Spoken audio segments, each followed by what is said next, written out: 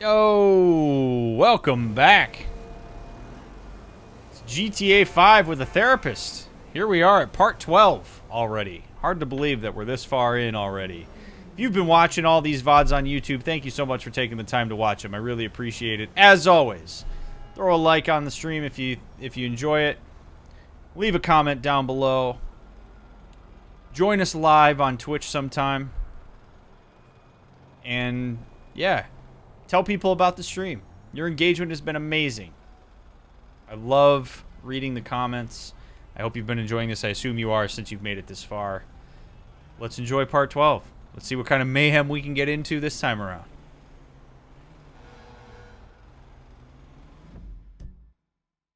I'm pretty sure all roads lead to Madrazo. So it's really just a matter, I think, of who I want to be when we go to Madrazo. So I guess I'll be Michael.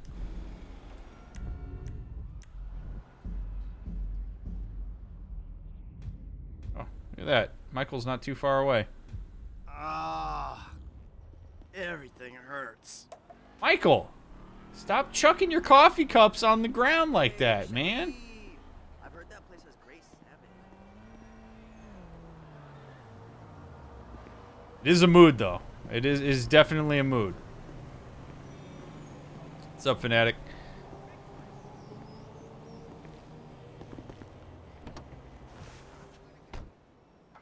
Alright, let's turn on those DrMick tunes. Link down in the description for the music if you end up liking it while we drive.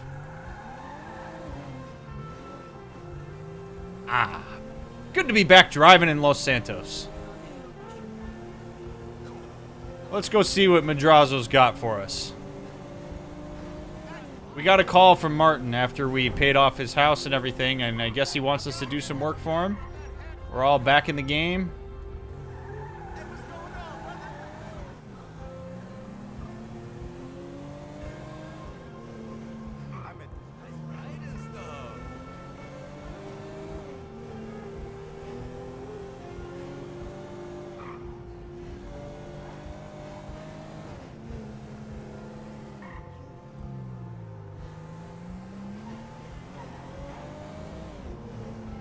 It'd be interesting to see what he wants.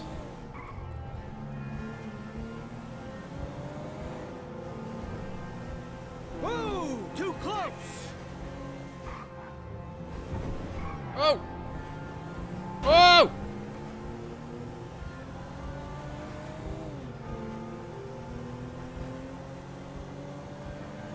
Yeah, this is the guy whose house we tore down. Yep. It wasn't his house, I think. I think it was, or maybe it was his house, or it was like a client of his or something. But yeah, no, we paid him back the 2.5 mil. But he called us up again. He also called Trevor. And then Michael was kind of protective of saying basically like we don't want Franklin involved in this.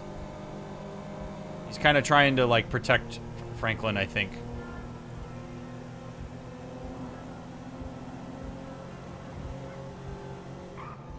La Fuente Blanca.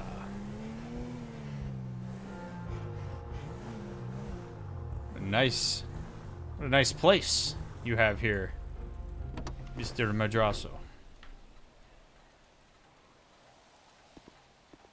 Good thing I'm dressed for the occasion instead of wearing that white tank top we've been wearing.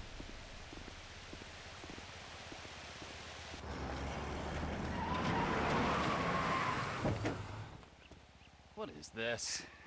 It's a thing. You said you wanted work. This is work. Uh-huh. And who's the guy? You'll see. Yes? Hi. Oh.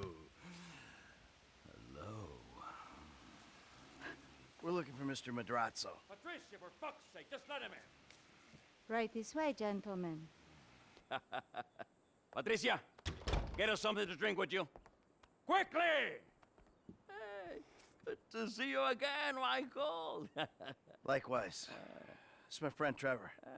Sit down. Sit.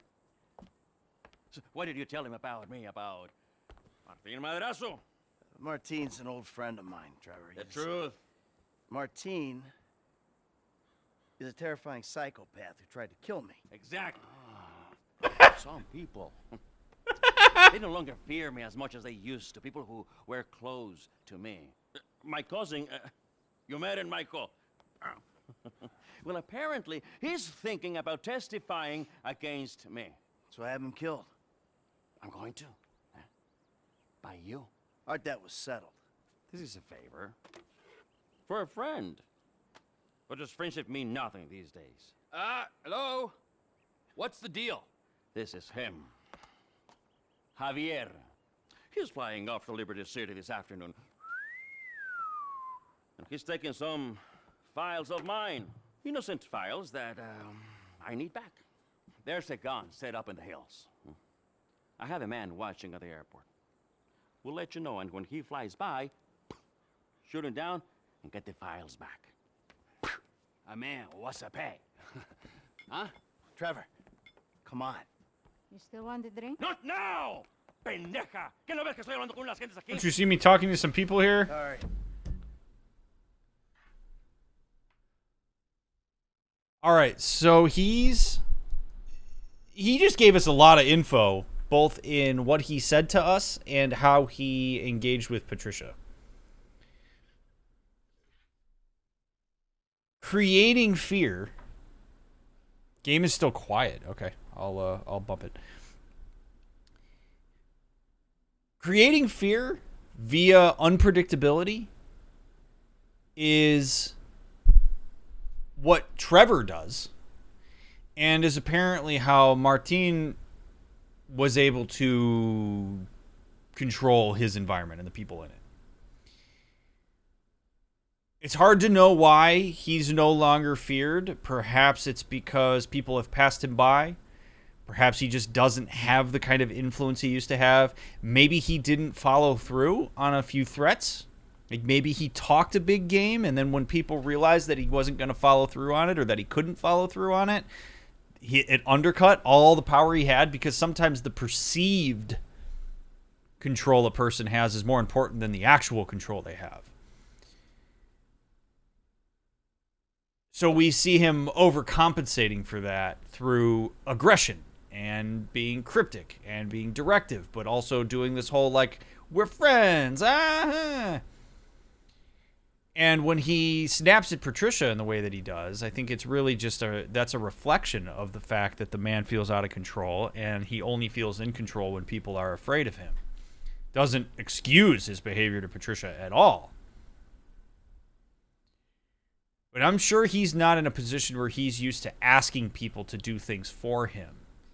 I think he's used to being in a position where he just demands it. He was able to demand it at the outset with Michael, and to create that fear with him when he pulled the house down. And that probably satiated some aspect of this desire for control that Martin has when that happened. I highly doubt it was about the money. It was probably about his ability to control Michael. But here we are. Right? Perceived control is more important than actual control. It's how people can influence the masses. It's also how they can influence their relationships, often in not so great ways. You grab a vehicle, something versatile. I'll handle the gun. All right. All right, is that better? Volume-wise? You need anything, get me on the headset. Get your own. All right, see you later.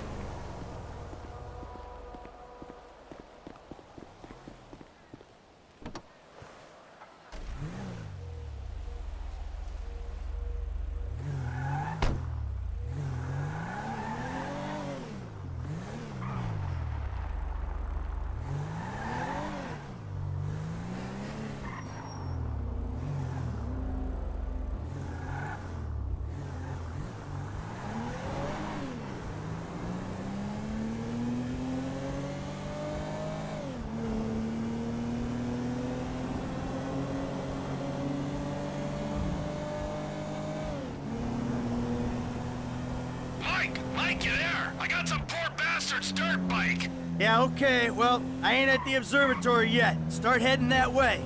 By the way, I know why you took me there, to that guy's house. Understood. Understood what?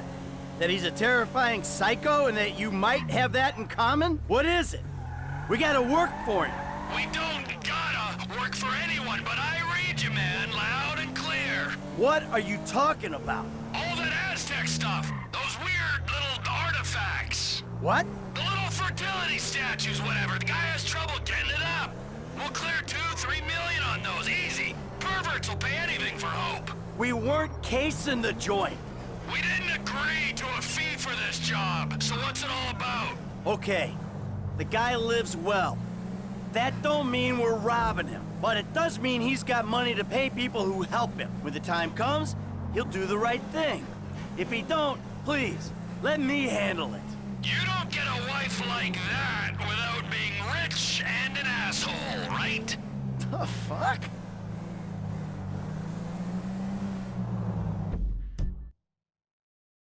It is true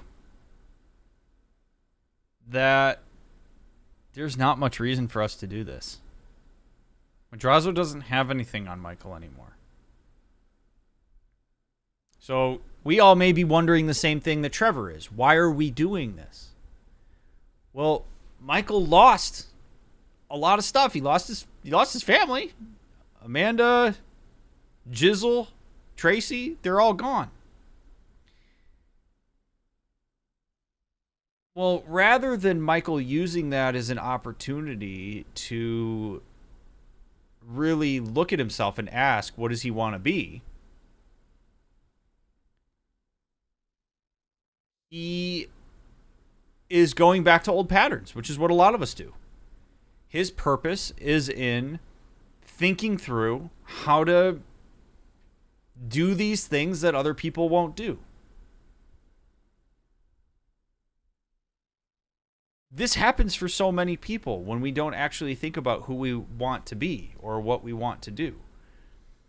We just snap back to the old patterns, the things that are comforting to us. And this is comforting to Michael. He gets to matter to Trevor. He gets to matter to Franklin. He matters to Martin. People need him. And it allows him to utilize a set of skills that he doesn't get to utilize when he's in retirement. So this is Michael in some ways reliving the glory days. So when Trevor's like, well, what's the score? Why are we doing this? How much money? It's not about that. This is about Michael's sense of purpose. And this is a way that he fulfills it. And people will go a lot farther than you think they will to maintain that sense of purpose and to snap back to those old patterns if they're not careful. Michael's a perfect example of this right now.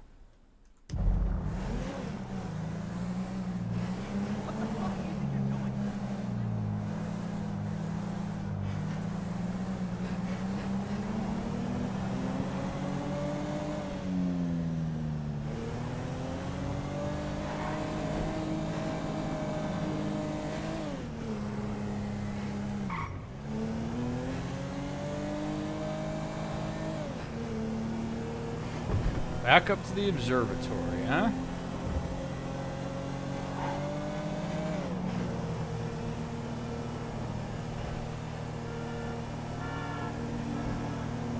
Oh, and you know what? One other thing that I'll say. I've been trying to think of when would be a good time to say this, and I guess I'll say it now. There are a lot of aspects of Michael's life that matter to him that he perceives as being out of control. So in some ways, there's this question of like, okay, so Michael, why are you taking these jobs where you got to kill people? Like, why would you do that?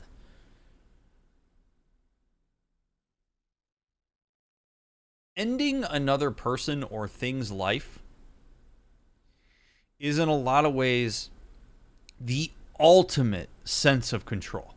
It's the ultimate sense of power. To be able to end the actual existence of a thing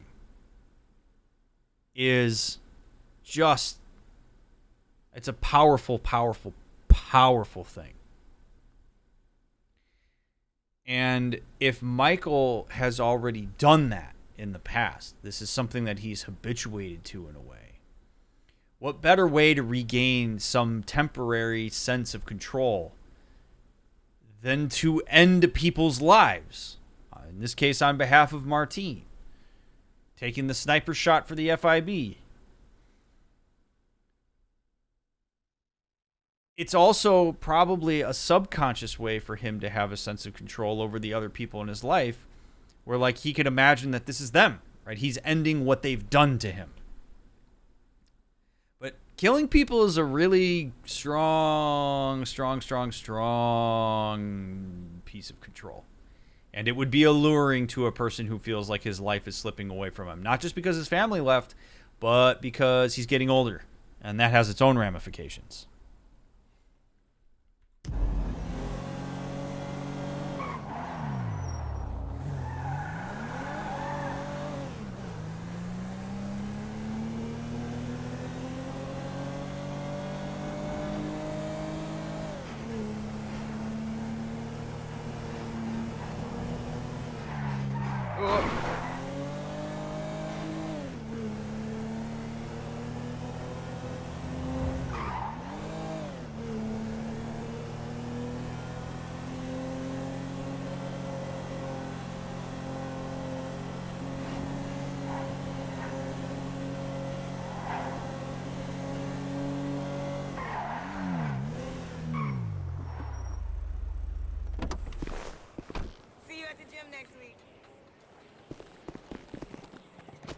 Oh, jeez!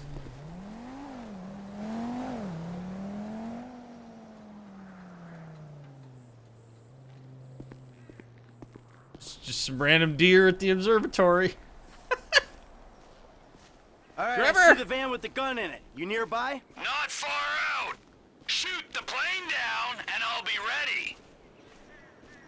Oh, this is gonna be...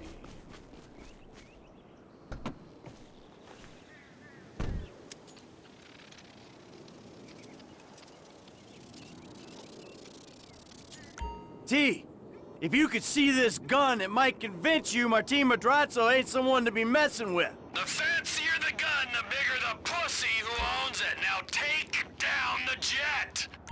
Keep looking for it. There it is. Out past downtown. Gotta shoot in front to compensate for the speed of the jet.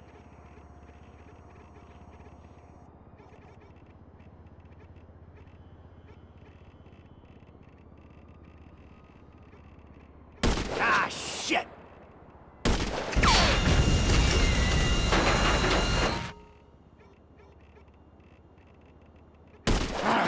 Gotta Holy take shit. another shot. This is not easy. That'll go down next time. Oh my god.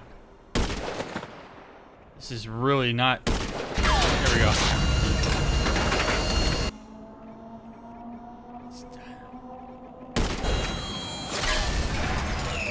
Engine's gone. Hey, see it? Plane's coming down. Can you stay with it?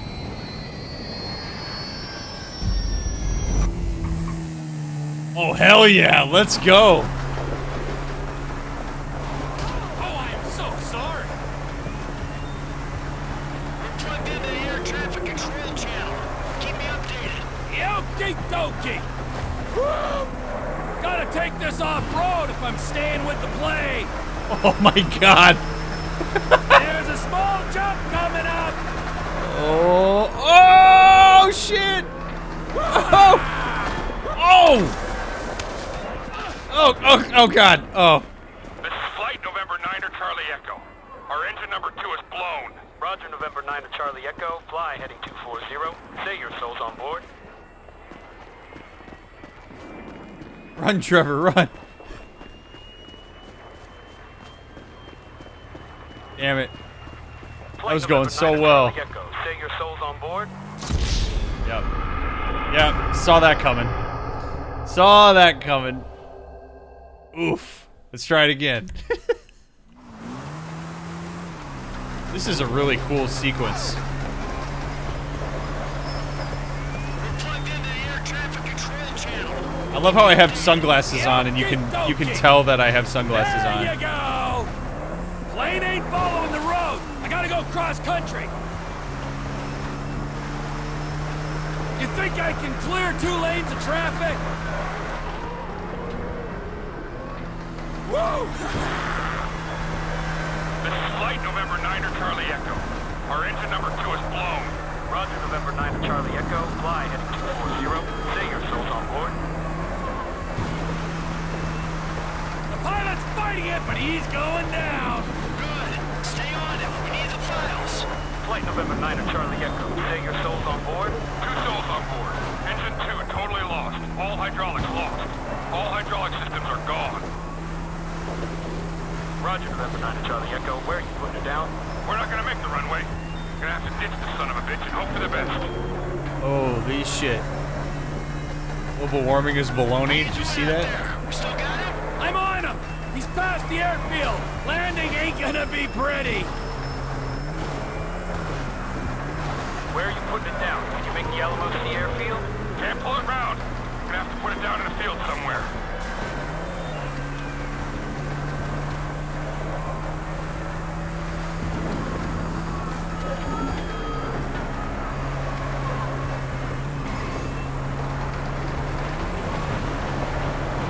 There's a small matter of having to jump a moving train. All you had to do was follow the damn train, CJ. We have no hydraulic systems, no elevator control, very little aileron control. Serious doubts of making a landing strip. Need to ditch. Roger, November 9 to Charlie Echo. You lost your manual flight control system. Shit. Pull your slats.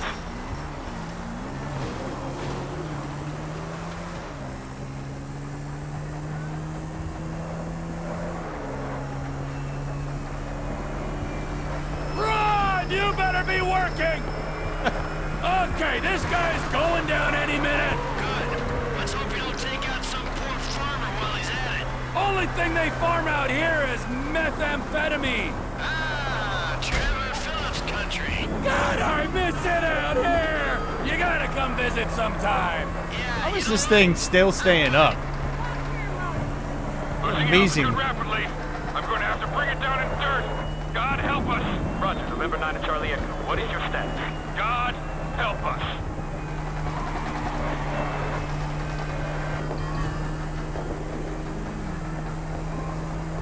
They're in the dirt. Good. Get the files, and if the... Oh! Shit! Good. Get the files, and if the cousin made it, take him out. Sure thing, but seriously, bro, coming all the way out here, we gotta get paid. Just do the job. I'll get us paid down the road.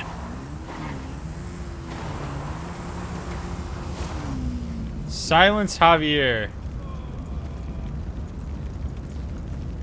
Call the cops. I'm working with the government. You gotta help us. I'm an important guy. You gotta help me out. Hey, we crashed. Did you? I couldn't tell. Call the cops. I'm working with the government. You gotta help us. Oh, sorry, man. Cops aren't in my I'm an contacts.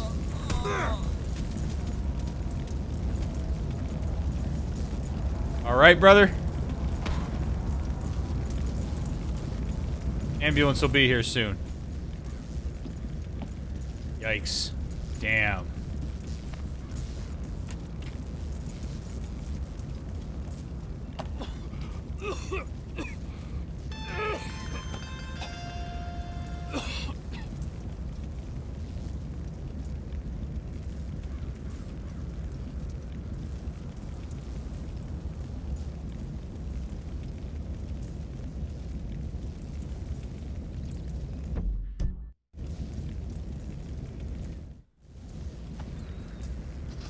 Well, I don't know what that call said, but...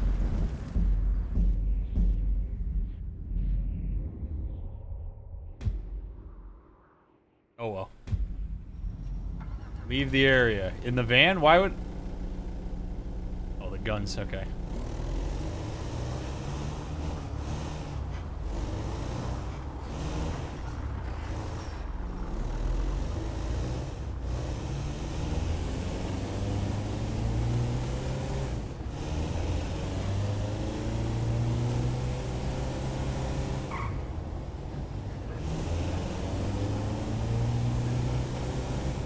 Destroy the van. I can do that. Let's see, how do we want to do that? Am I nearby any water? I don't think I am. So I could dump the van in the water.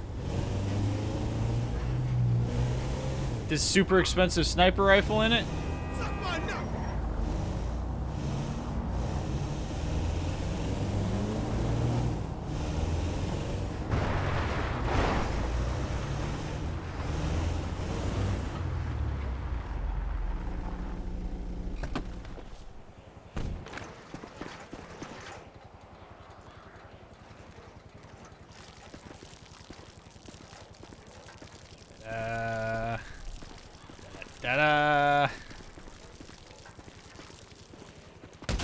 Oh, whoa, whoa, whoa.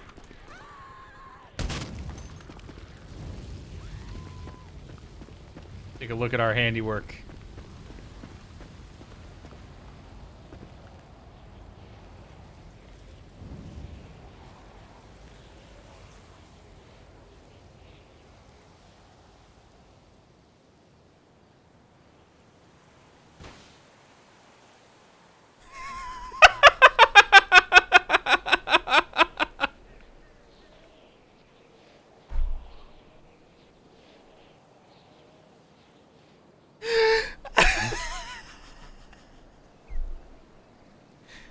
Well,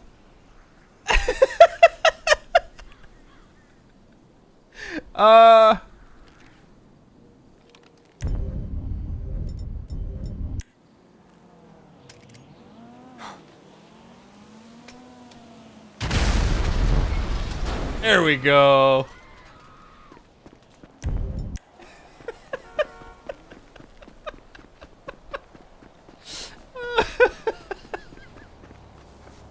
Oh my god, that was so perfect. Just pop the tire. Oh Nope, my god. get out. Get out.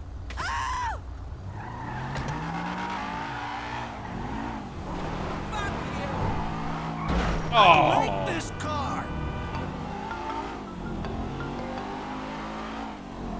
What? There's been a change of plans. You don't need to come to the ranch. Meet me at Stoner Cement Works, a little up Sonora Road from there. What are you doing, Trevor? Nothing you wouldn't do. Trevor! Trevor! Uh-oh. I wouldn't do. Somehow I don't believe that.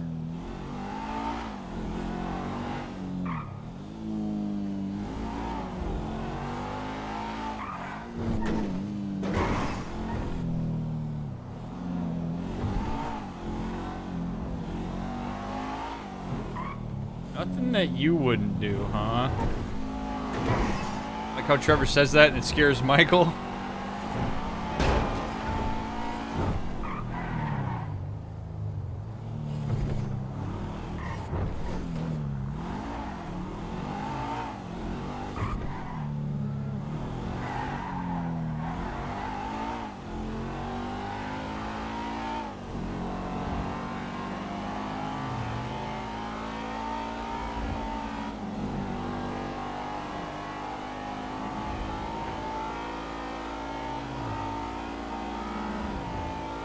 Past the ranch. This car hauls ass.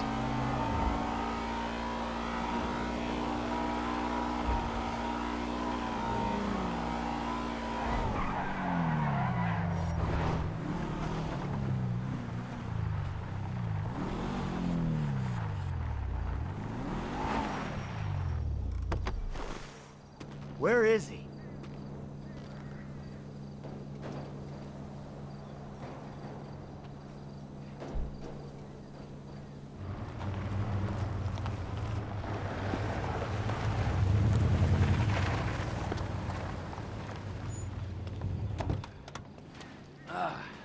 The fuck has happened? Why do you have his car? Piece of turd, huh? No wonder people are stabbing him in the back. What happened? Cheap bastard. You know, I really don't know why you mess around with people like that, Mike. I mean, really, I Trevor! don't. Answer a fucking question. I asked for a fair day's pay after a fair day's work. Then he kind of got a little angry. So I admit, I kind of got a little angry. Did you kill him? What kind of fucking animal do you take me for? No, I didn't kill him.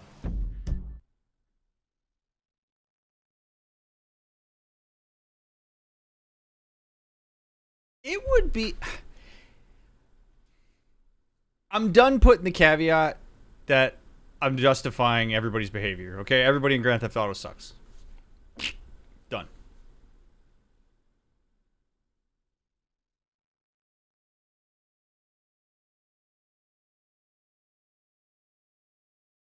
It must be frustrating to be Trevor. At times.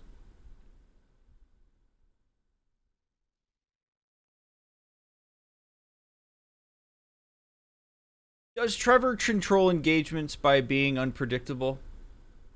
Yes. Does he become aggressive when vulnerable and threatened? Yes. Has he done some pretty rough things in his life? Yes. But with the people that he's close to, he's a bit different. We've seen some of his vulnerability. We've seen some of his, we'll call it, softer side.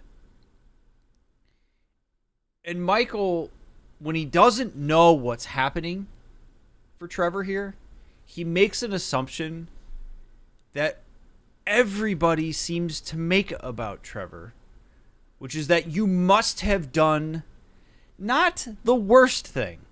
Okay? I don't think killing him is out of the question. That's not what Trevor's mad about.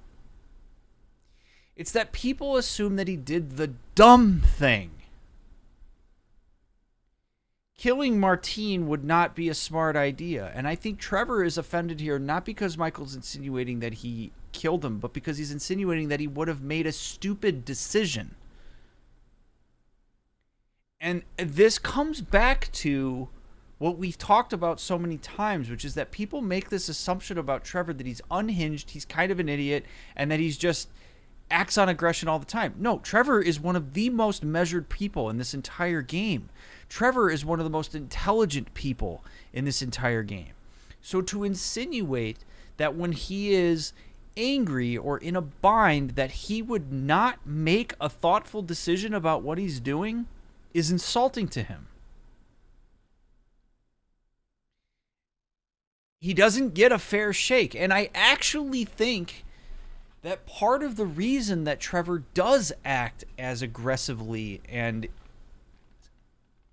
unpredictably as he does is so that people do see him as being a step ahead and smart, because if he was to just fall in line, people are that much more likely to think that he's stupid and that he's going to make bad decisions. So he just goes and makes it at the outset because people discount him when he makes suggestions. It would actually be pretty tough to be him in some ways relative to other people. And I think this little exchange he's having with Michael is a real reflection of that. Oh, fuck. But I did kidnap his wife. Oh, no. Oh, shit. The fuck did you do? Oh, I just told you what I just did. Now, Oh, shit. unfortunately, I think that we're gonna have to lay low for a little while while, we discuss things with Martin. Oh, you think? Why don't you hop in the back? All right, now, Patricia, she already called shotgun. Now, I know a nice little place we can hang out, it's a very relaxing little spot.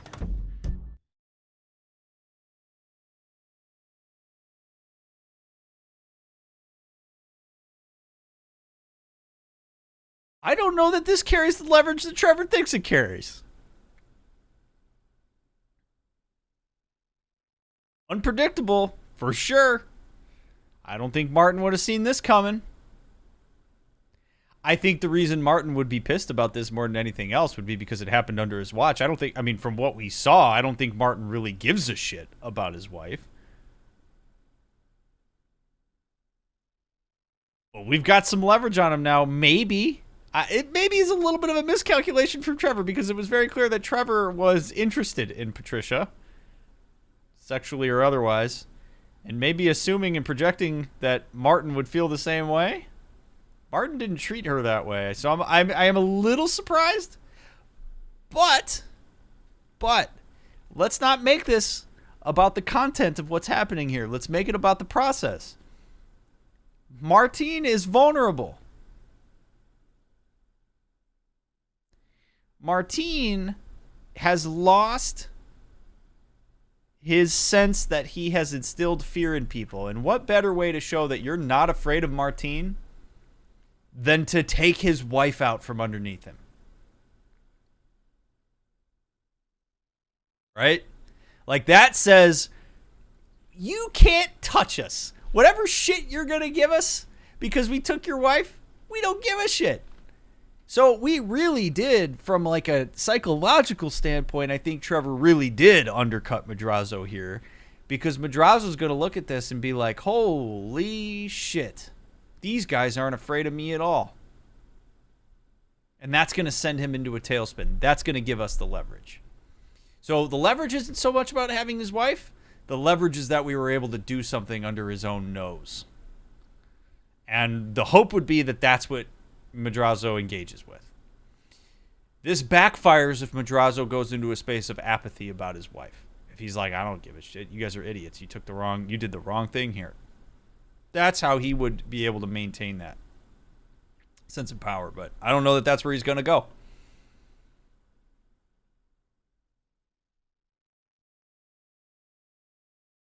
Michael does seem to be panicking more than usual. So Michael is, I think, consistently experiencing dissonance throughout this game, particularly since things escalated. Michael, I really believe, is oscillating between past and present. Despite the fact that Michael wants to have a sense of purpose and that he gets all this fulfillment from doing all this crazy shit, I do think that it actually bothers him. I do think that he wishes that he could have this control, that he could have this sense of purpose and people relying on him and caring about him in a more normal context. So it's this really brutal push-pull between purpose and connection and fulfillment and doing it in about the worst ways you possibly could. And when it was the way that it would ideally be, Michael couldn't get going. He couldn't get the engine started. He brought a sense of entitlement to that context that didn't belong there. Because it pulled from a context that was completely unrelated to his family context. So as this escalates, Trevor becomes more unpredictable to him. I think part of why he's panicking is because he lost sight of Trevor for 9 years. He knows that Trevor is unpredictable, but he also probably felt like he had a beat on him. And you see the confidence in Michael when he said, you killed him. And then Trevor goes, nope, kidnapped his wife. And Michael's like, Jesus, I don't even have a handle on him anymore.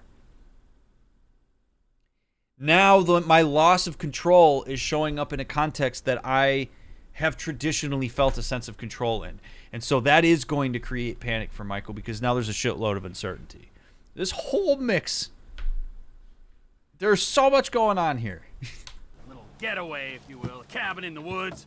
You know what I'm saying.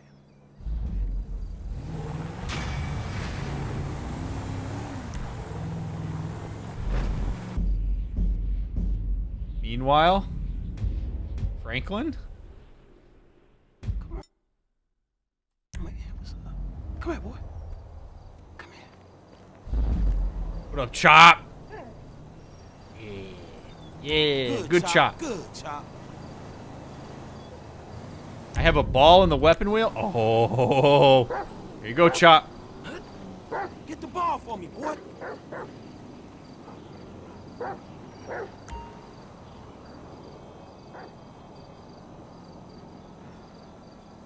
Here, boy.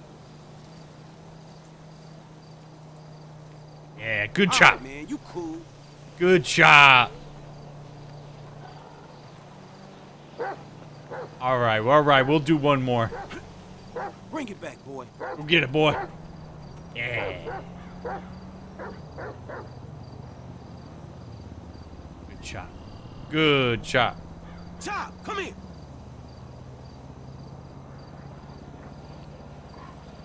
You hood, Chop. Yeah.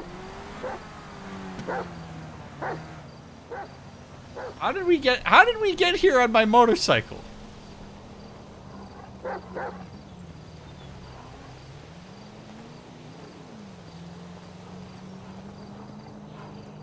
Pretend I'm a postal worker, Chop. Come on. Chop will follow bikes that he cannot get inside. No, I'm not doing that. Come on. Let's get you a car, boy.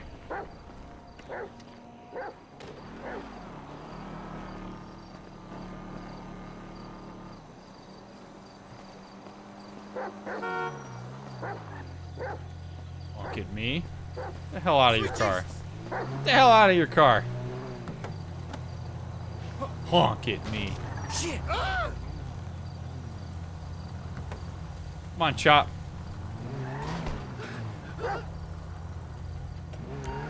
Nice. Good boy. Yeah. Michael or Devin? Let's go see what Devin has. Good boy.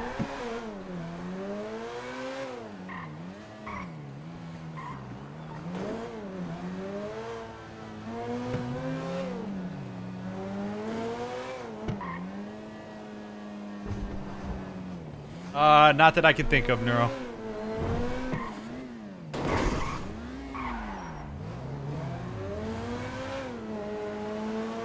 Maybe a little bit of Assassin's Creed. Maybe just a little bit, but I haven't played that game in forever to remember fully. God damn it. Total Outrun vibes going on right here. Love this.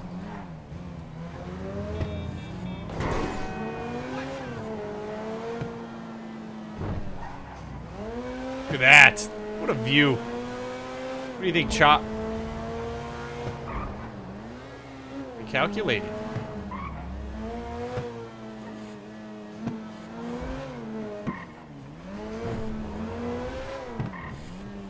You asshole!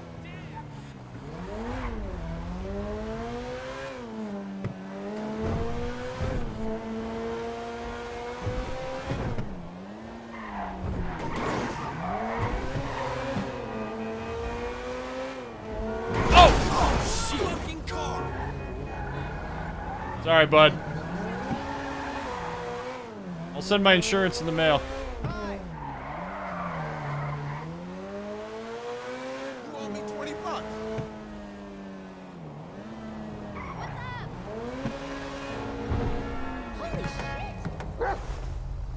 Alright, Chop, let's go see what's up. Hey, Molly.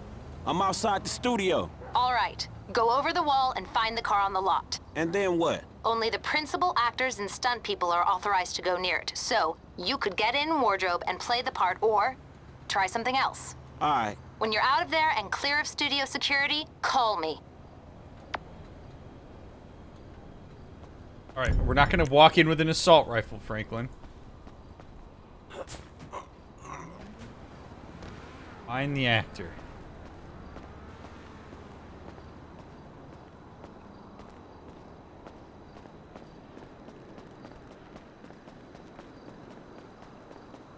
Fruit salad has pineapple in it. I don't know how many times I have to tell you I'm allergic. Do you understand? Do you understand? Now listen to me. Just get the fuck out of here. I'm sick of looking at your face, Tina.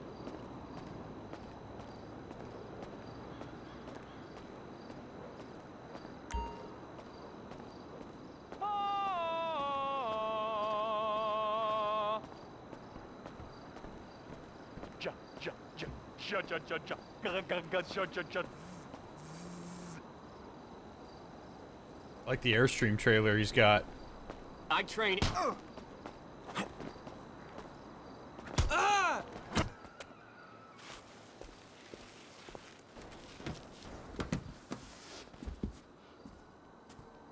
Nobody saw that? Good. We look exactly the same. Nobody will ever suspect it.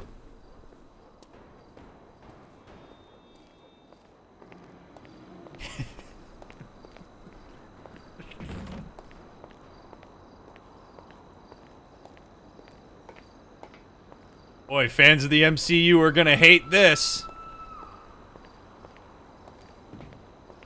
Say the shitty fans of the MCU are gonna hate this. Yep, I'm going. Where the hell is Brandon? Jesus! Are you gonna find him? Someone's gotta find him! Where is my movie star? Where is my Right movie here! star? Right I here! thought Just I had final chill! approval on all stunt Chill! performers. What is the point of building all these sets? We gotta put Brandon's head on the guy's body in post. Stop him, you idiots! The Jews didn't sign off on this guy. Get him out! See you later. Hey, look out for police like that.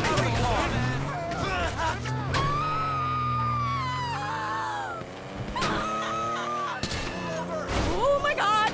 This is an abduction! Pull over, creepo! Get off the wheel. I need to get the fuck Oh, out of shit. here. Ah! Studio security are shutting your ass down, wacko! Oh, fuck. We're gonna lose these guys. Oh! Don't steer us into a tree! Lady! You're gonna kill us in a wreck! Is this an abduction? Nah, you cool? No, Oh! not at all! I mean, chill out. I'm just interested in the whip. This button says Spike? What do you mean, the whip? I'm in a James I could buy Bond car. car This is with what awesome. I make in a morning. Oh my god, lady! Holy shit! I Knock think it you're off! underestimating the value of this automobile. Or overestimating your own talent. She's literally grabbing the What I wheel. get paid. You get paid a couple million for a morning's work? Oh! Shit, I should sack my agent. Yeah, shit. Stockholm Syndrome won't work on me, fuckball! Look, I respect you as an artist and a human being. Oh, see you later. But I got other priorities. Oh my god! No! I've been abducted by a crazed fan! Girl, please. I like some of your work, but don't get ahead of yourself. Oh, that's what's up. What's wrong with you? Didn't Oh my your god! parents love you when you were a child? My dad disappeared. My mom was a crackhead. But that ain't what this about. Franklin, you don't My have to parents answer the loved question. me so much they put me in a Little Lacy Surprise campaign when I was 3. Good for you. I didn't work till I was 10. What happened when I pressed this?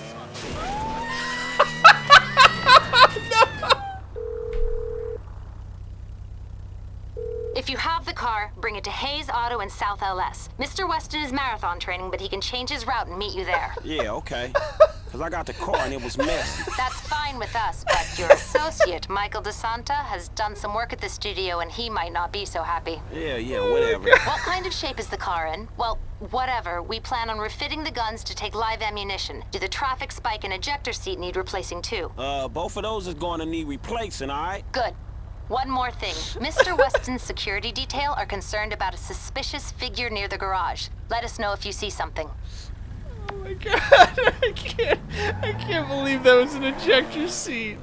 That's so perfect. Oh my god.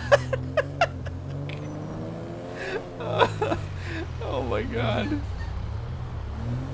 Just blew right out the roof. Oh man. This game. Can't believe what happened on Impact. Oh. It's funny to me that Franklin was willing to disclose that information about himself to her.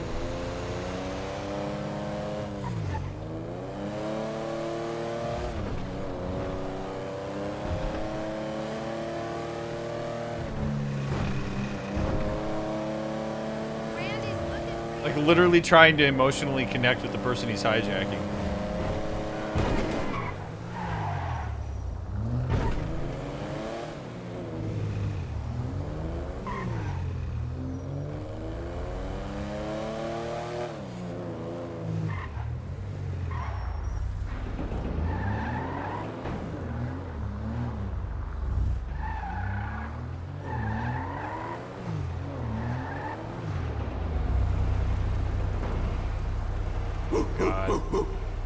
You're developing quite the rep there, Slick. Insurance companies hate these kinds of claims. They don't like cats with the inside edge, shorten them either. So how'd it go? Smooth enough, you know. Movie people. You know what the irony is? I'm a major shareholder in that same studio, so what we just did is practically legal. Ha! Practically. Ooh, shit! Look at this motherfucker. You doing it big, my nigga, on the set. Lamar, what the fuck are you doing here? Oh, chirped your boy Trevor. It's fucked up when you gotta get your GPS location on your homeboys through a motherfucking speed freak. True that. Devin Weston, master of the 2-hour female orgasm. What it is, Holmes? Lamar Davies. He was just leaving. Hey, not on my account. You looking for gainful employment, homie? Hell yeah, I'm always trying to get some motherfucking paper. Just the type of guy I like to work with. Predictable. Hey, we could bring your boy here in on the last part of the shipment. Oh, yeah, nigga, that's exactly what you could do. That's exactly what we could do right man, there. Look, exactly. If you want him in, then you get him to boost the rest of the shit you got.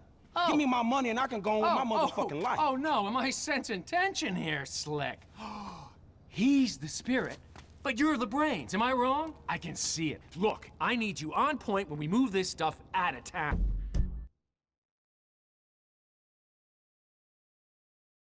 He is not entirely wrong on that assessment of Lamar and Franklin. And I think it's probably a good thing that Lamar is so enthralled with the car that he did not hear what Devin just said. Devin is slimy. Yes. Devin is the worst nightmare of a lot of people because he has all the privilege boxes in the world and he can wield them to whatever degree he would like with very little repercussions. And we talked about that a while back when we were taking the cars out of the construction site. At the same time, it is rare that people are able to be that insufferable and them also be really stupid with reading social dynamics. And this window here where he says he's the spirit, you're the brains, that's been the dynamic throughout the entire game. He's not wrong, and he picked up on it almost immediately. And knows how to use that to his advantage. Not in a great way. It's very self-serving. Devin also is not an idiot. Like, one of the things about this game that I appreciate a lot is that despite the fact that Rockstar has made basically everyone outside of, like, Franklin, Lamar, Michael, and Trevor a caricaturized archetype, this guy has that dude bro, annoying rich guy, has more privilege than he knows what to do with vibe. But these characters are also intelligent. They know, for the most part, what they're doing. We're not talking about drones here. And this guy just took a shot at Lamar without Lamar realizing it. And it does, in some ways, empathize with Franklin's experience. And he knows how to get both of them what they need. Franklin at any time could say, you know what, screw this, I'm out. You're not going to pay me, I'm not going to help you. And he doesn't do it. And Devin will read that and understand that and imagine to himself, you know what, there's more here. This guy's doing this for more than just the money. Because if it was about the money and I wasn't paying him, he'd bail. So let me figure out what that angle is. And now I have his friend involved. Let me use this. He's not an idiot. Ow. Yeah, whatever, man. Call me when it's done. And after this, make sure we got our motherfucking check, all right? Ciao, baby. It is what it is. Yeah, whatever. Anyway, come here. I'm gonna put you in touch with my legal counsel. Hey, don't touch me, homie. I don't get down like that. Yeah, let me tell you how the world works, Slim. Ugh.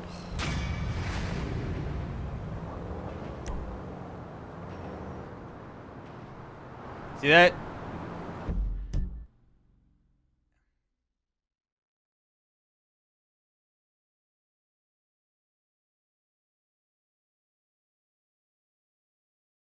How do I want to say this?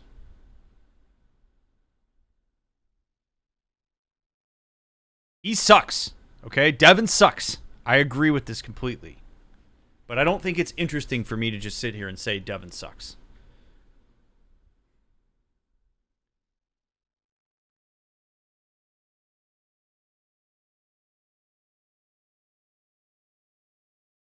Lamar took a little bit of control there in that moment.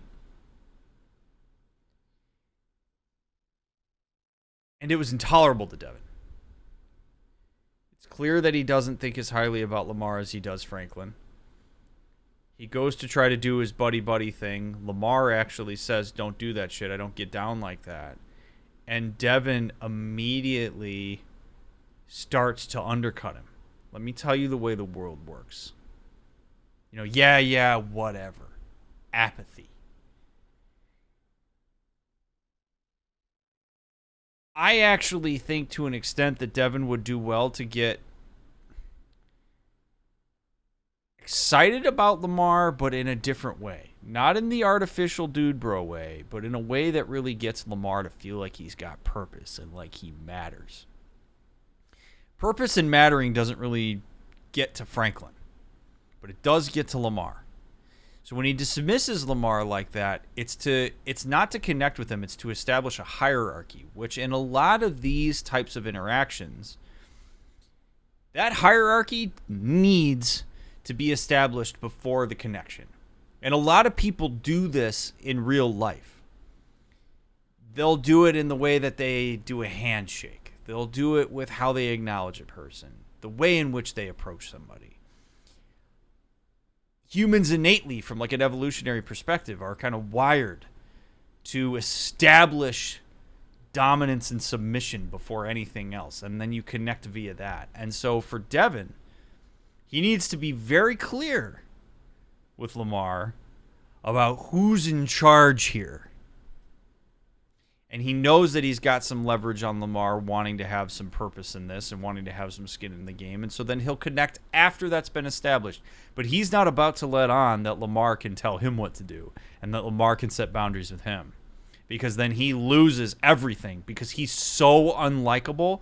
The only way people are going to work for him is if he absolutely establishes that hierarchy at the outset and pulls all the leverage that he has. And I think it's good for us all to be mindful of that process because humans are inherently hierarchical. And the establishment of that is something that sometimes happens subtly and not necessarily as overtly as what Devin Weston just did. We like to talk a big game about everybody being equal and all this stuff, but that's not really how humans work. Would it be ideal? Sure. But humans are inherently hierarchical. We see it in every single aspect of our lives. How are you?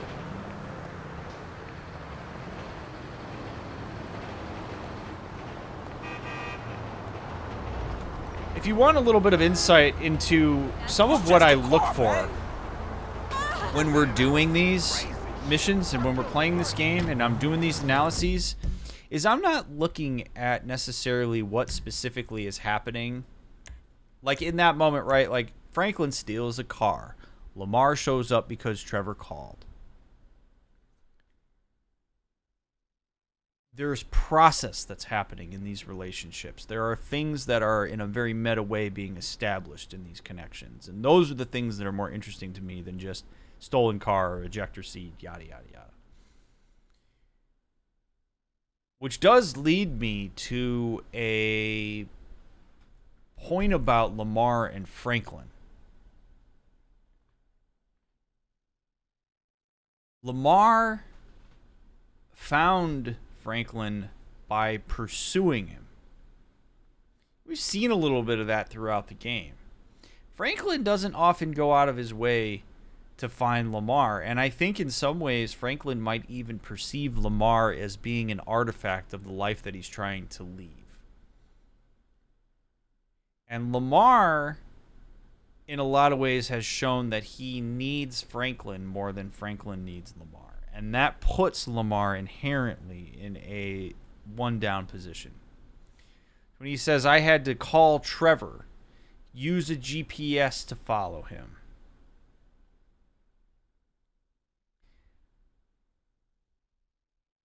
That's gotta hurt. There's an absolute plea there. Franklin, connect with me, dude. Include me on this stuff. And Franklin, I don't think, is saying that. And it really, to me, it scares me a little bit because I can see this building up into some resentment between Lamar and Franklin because they're not talking about this dynamic at all. They still have the, like, we're homies, we're cool, we're ride or die, we're in this together, but they're not really anymore. We haven't really done anything with Lamar in several episodes. But if Lamar's going to keep showing up like this, they got to address what's going on, or else this is really going to backfire in a not so great way. At least I would imagine so.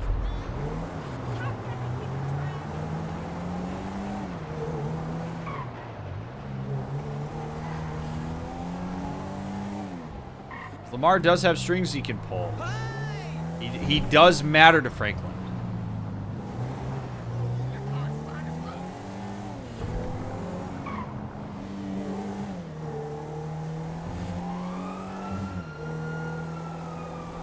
We'll see what's at Michael's.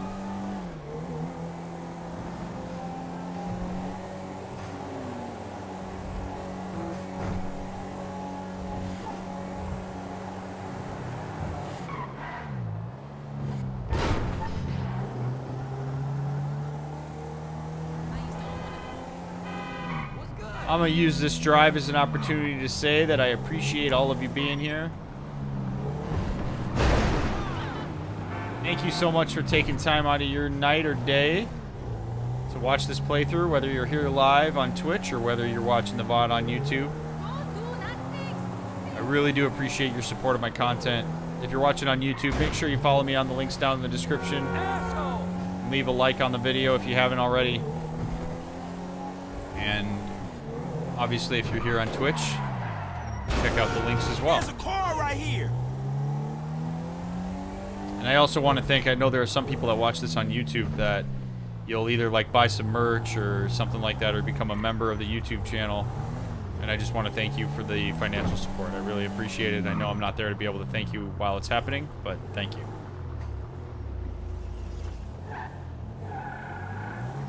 I agree completely, Dio.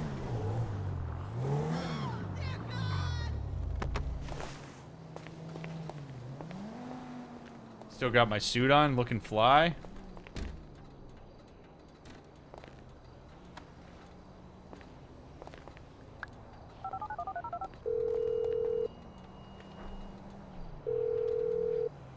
Where you at, man? Your house is empty.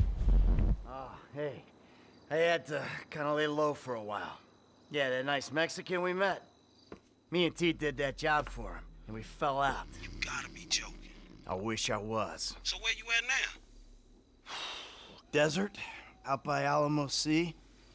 All right, well, I'll hit you if I find anything. Absolutely. Oh, hey. Trevor's got his wife. Trevor's got a wife? No, the Mexican's wife. What? Shit, I don't know what to say about that one. Nothing. Nothing to say about that.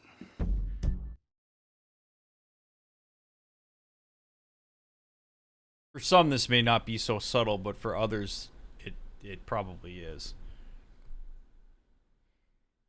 Referring to Martine as the Mexican,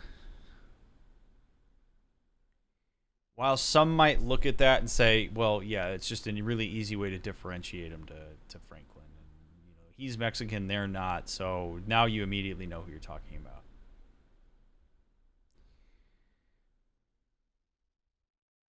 Everybody knows his name.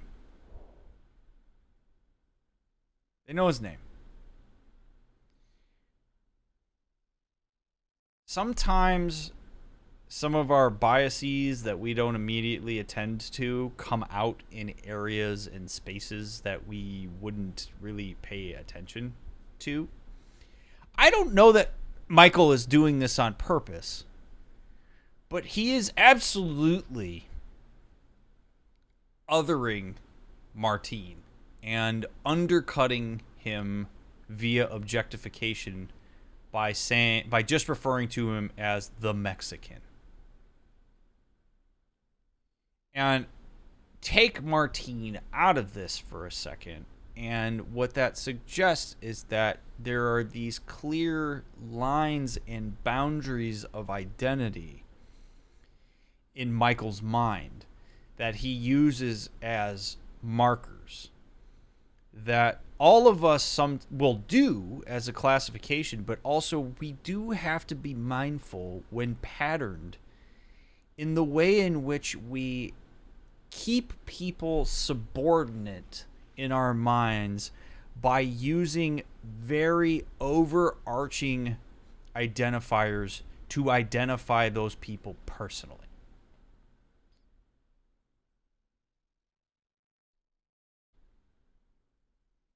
And I think that Michael is doing that, if he is doing it intentionally or unintentionally, I think he is doing it to separate himself from the fact that he feels terrible about what Trevor did and what he's involved with. Again, one of the only ways that humans are able to do really awful things is when they objectify other humans. And we're seeing that come out in the language. If it's the Mexican's wife, it's a little bit easier than calling her Patricia and calling her Martin's wife. That carries a lot more weight. So beyond just kind of the general social ramifications and bias ramifications of him using that language, I do think there is some either active or passive utility to the fact that he's referring to him this way, because it's a way for Michael to separate himself from the accountability and the empathy even that he may have. Because Martin lost his wife in the same way that Michael lost his wife. And it would be a really weird and dissonant experience for Michael if he was to somehow empathize with how terrible that may or may not feel for Martin. Because despite the fact that Martin seemed to not like his wife, in the same way that Michael doesn't like his wife, Michael was still pissed off when his wife was left him. So now there's this guy that we work for and now have power over, who he now empathizes with, and he's now in this whole situation of absolute craziness with Trevor, who he hasn't been able to predict, in a space he never imagined he would have been in, 1 month ago? Michael's about due to panic. Because there's a lot of shit going on for this man in his head. Run! Run! I'm back! Coming, Trevor! Bring me my coffee, I'm gonna cut your arm off. Absolutely! Who the hell's that, your maid? Business partner. Good guy. Very loyal. Ron, that is Michael. And this is Patricia. Listen, beautiful. I'm sorry about everything that's happened. And, I can't guarantee no harm's gonna come to you. I might have to chop you up into little pieces before spraying your pulp mess down the drain, but I really hope it doesn't come to that. I appreciate your honesty. All right. I'm excited to see what she does here, because she was totally unfazed by that. This woman has seen some shit. I mean, Martin does shit like this.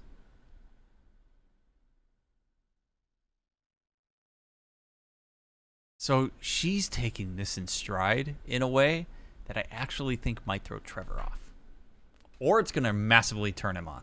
You are a good man. I can see that. You need your eyes examined then. Ron, you miss me? Yeah.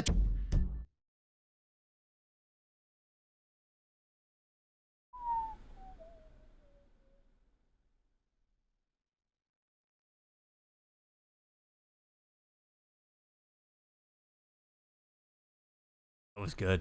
That was really good. She knows what she's doing.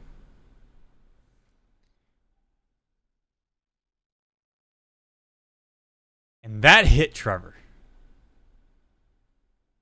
That hit him.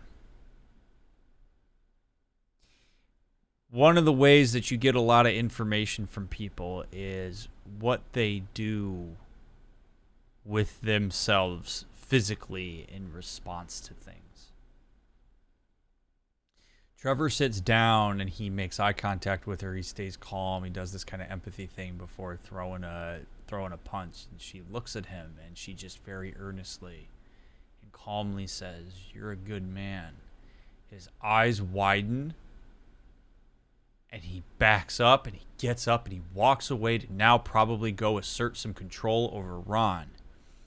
Because to experience that kind of vulnerability and to have her see through him like that completely disarms him. Completely disarms him. Michael takes a shot at Trevor, and Trevor is probably so preoccupied with what she just said to him, he didn't even really register what Michael said. She completely turned the tables on him in a way that he, I'm sure, wasn't ready for. She just beat him at his own game, and it profoundly talked to something that I think we have been alluding to throughout this playthrough, which is that Trevor has a lot of soft spots that he just does not expose because he's never really had the opportunity to have that responded to well. Him getting up and leaving, it's not something that just happens coincidentally. Trevor, a bit, I mean. How's the fucking business? I tried. If you're gonna give me a sob story, I'm gonna rip your fucking throat out and shove a turd down the hole. It's not a sob story. It's just not quite come good yet. But I heard about something to do with Merryweather. Those assholes Big again. cache of weapons they got coming in. So I thought you might want to, requisition it. Fantastic! Let's go! I'm in. Whoa, no, not you. Sit down. You're a wanted man. Stay low. And watch her, okay? She's a good lady. Let's go, Ron. Good to meet you, Michael. Fucking come on, let's go!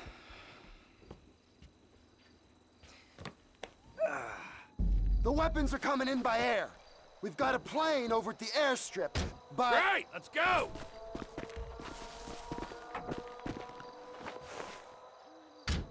Trevor is not as unpredictable as he What are you thinks. going to do? We're not gonna take out a private army on the ground, Ron. We gotta meet them in the air. Okay, well, I knew that you were pissed after the Merryweather heist, giving back the hardware. That was bullshit! Right. So I've been monitoring chatter, tapping into Merryweather networks. Feels good to be back in the company of a professional. I gotta say, I gotta. Now, I was expecting something a little more impressive. The late, great Michael Townley. Not so late and not so great, right? And no longer called Townley. The years have not been terribly kind. What's the end game, man? We had a good thing going without him. If it's such a good thing, where's my money, huh? Where's my consultancy and my big fat dividend? I want a franchise network, Ron. I want reward cards, merchandise. I want to make gun violence and drug dependency accessible to every man and beast from Hove Beach to Vespucci. I want country clubs and a depressed wife with blonde hair and a hot little secretary who bounces on my boy. Maybe if you'd buy into Oscar's business. I'm hearing there's a lot of bounce in the firearms sector. Well, I heard there's a lot of bounce in your head. Where's the TP Enterprise windfall, huh? It takes time. Time and money. Sure, and Michael Townley, the Santa, the fuckface, is gonna give that to me.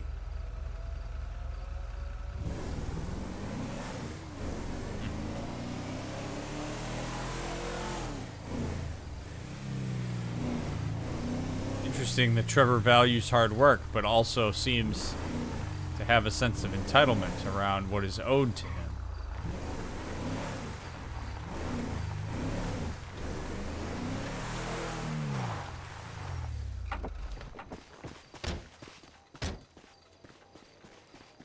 Crop duster?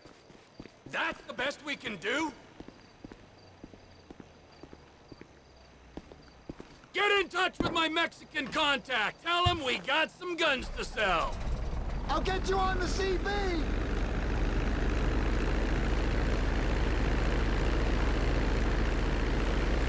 Oh boy. This is Crop Duster 25437. We're prepared to take off.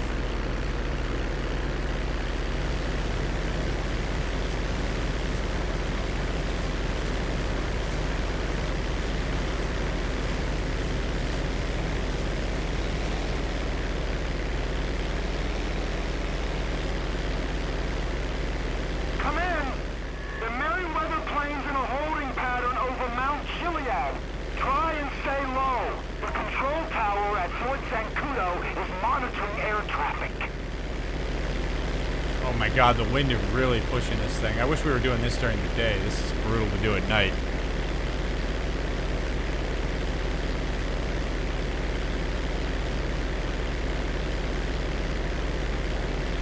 So much wind.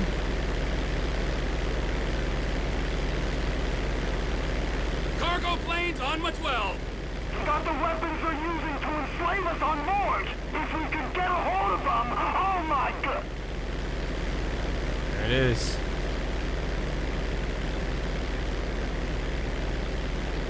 Are you planning on forcing them to land? Didn't I say we had to take them in the air if we're to have any kind of shot at this? I thought I said that. You did. It's just I don't see how you're going to... Ah, you'll see. Keep low. Remember, don't want to give them reason to think you're suspect. Altitude corrected.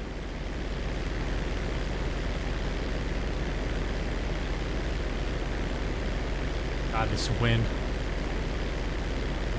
We're approaching Fort Zancudo, Trevor. It's vital you don't fly right over it. Yeah.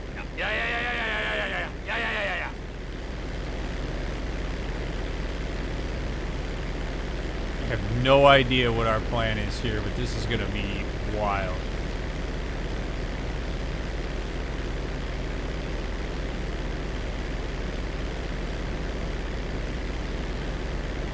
You know, the cargo plane's got 4 jets, a 200-foot wingspan. Yeah, and I'm in a crop duster.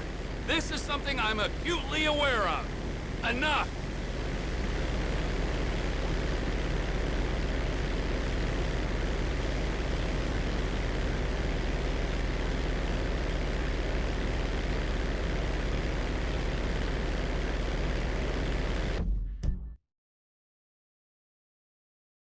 When a person is trying to perform something and you care deeply about that person and you experience vicarious anxiety related to what it is that they're doing, you would do well to be incredibly mindful of the fact that seeking reassurance from the person who's doing the performance, while that person is doing the performance, to mitigate your own anxiety as an observer, is not a good idea. A lot of people do this. Trevor has already got probably some nervousness and anxiety about this. Ron has his own nervousness and anxiety about this. Ron is outsourcing his doubts and anxiety to Trevor, hoping that Trevor, being confident in what he's doing, can reassure him of the anxiety. But what that's likely to do is escalate Trevor's anxiety, because it's injecting more that Trevor doesn't need to attend to. So Trevor could set a boundary and say, Ron, I got this, knock it off. Ron could also be mindful that Trevor is not the person to assuage his anxiety right now. Be mindful of this. It's not to say that the anxiety of the observer isn't important. It is. But expecting the person who is performing to be the source of anxiety mitigation at the time they're performing for you as an observer is pretty unfair. And Ron is actually potentially running the risk of making things worse and escalating to a point of self-fulfilling prophecy if he isn't careful. Trevor's pretty good at asserting aggressive boundaries, but this is something that Ron also needs to be mindful of. Ekrel, thank you for the raid. I appreciate that, friend. Welcome in.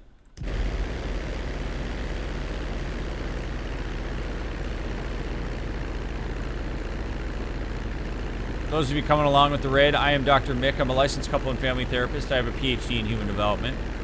And this is Game Sessions with a Therapist, where we play cool games, talk about mental health, psychology, therapy, and more in an effort to destigmatize those things. Out here, bullying, reckless, totally selfish.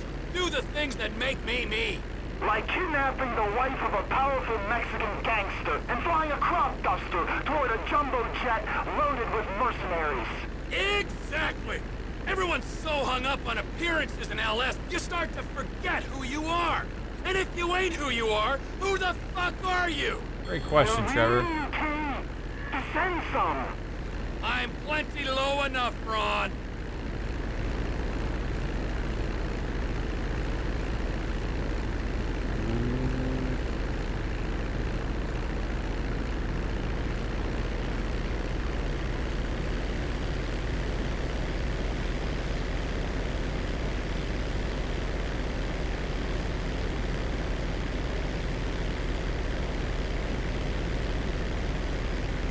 to defend, man. The military will be all over you. Altitude's just fine, Ron. I would think that they would be more interested in pinging a low-hanging aircraft like Are this. you sure about this, T? Most certainly. These pricks, Merryweather, they're what? Using these guns for a coup in West Africa? Protecting some mineral-rich warlord? There it is, right there. Are you sure about this, T? Ron's not actually wondering if Trevor's sure about that. What Ron is saying there's a statement behind that question. What Ron is saying is, I'm not sure about this. It's too scary to say that to Trevor because Trevor's likely to pop off at him. So I understand that there's some relational context here. Ron needs to take ownership of this. I'm not sure about this.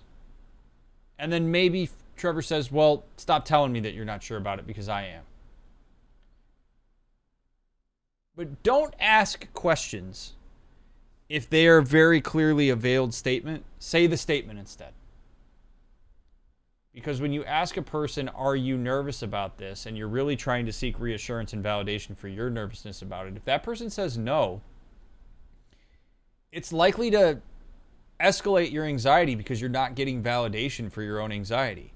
If the person agrees and says, no, I'm not sure, it's likely to escalate your anxiety because now that person has agreed. Like, there's no win in asking that question. The win is, this is making me nervous, Trevor. If there's anything that you need me to do to make it more, like, to help, you let me know. And then if Trevor says, yeah, shut up, Ron. I don't need to hear about how insecure you are about what's happening right now. Perfect. Are you sure about this is a question that I think a lot of us would do well to be a lot more mindful about using, and using sparingly. Confiscating the weapons is practically a public service. Karmically, we're golden! What's not to be sure about? When you put it like that... Handle your end, okay? Boom. There it is. Nice job, Trevor. That's exactly what he needs to say there. Handle it on your end. Quit bringing this shit up to me.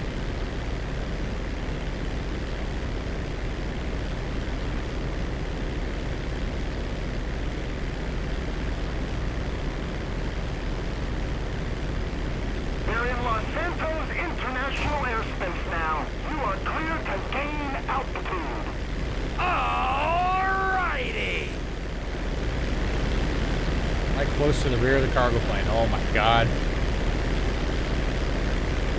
Come in, light aircraft. Identify yourself and state your intent. Me? I'm just a lonely guy out dusting his crops. Who are you? Unidentified aircraft. Divert your course or we will be forced to shoot you down. Shoot me down? Now that's not very sociable.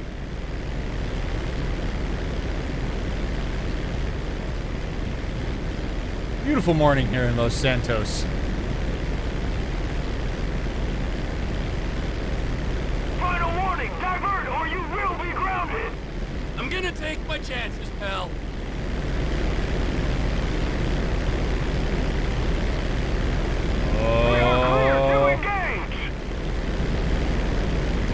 Fly inside the cargo plane. What? Oh my god. Firing rockets at a crop duster? What's wrong with you? I'm flying here! Oh my good God! Holy shit. We got a cop sitting in the cargo jet!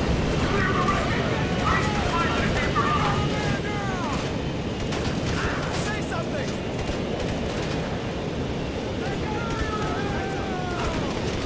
Fuck you!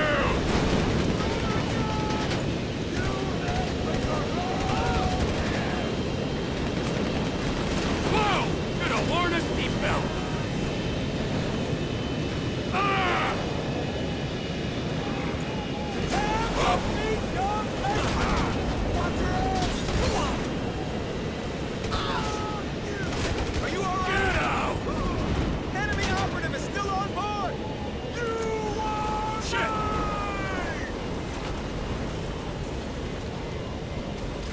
fucking pussy! What did you say? How's the back?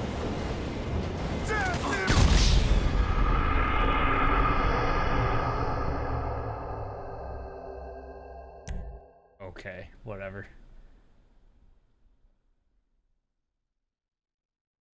Lay down fire! This is that idiot, man! Throw him out the back! Fall back!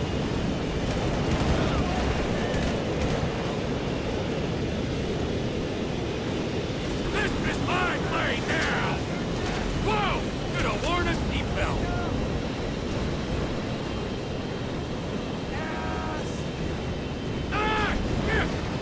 Do not let him get to the cockpit! Close!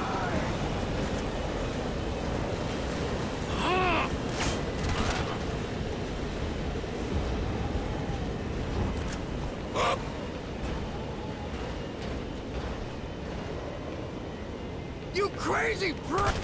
Now, who's gonna fly this thing? Boy, that guy really hesitated there, huh?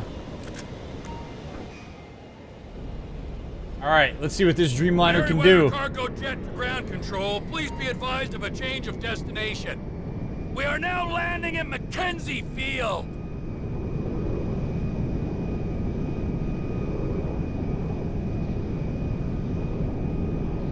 Swapping radio channels. Over. Ron! Ron, you there? I got the jet. You with the buyers? Welcoming party's here, Trevor. Fly safe now. Beautiful morning in Los Santos.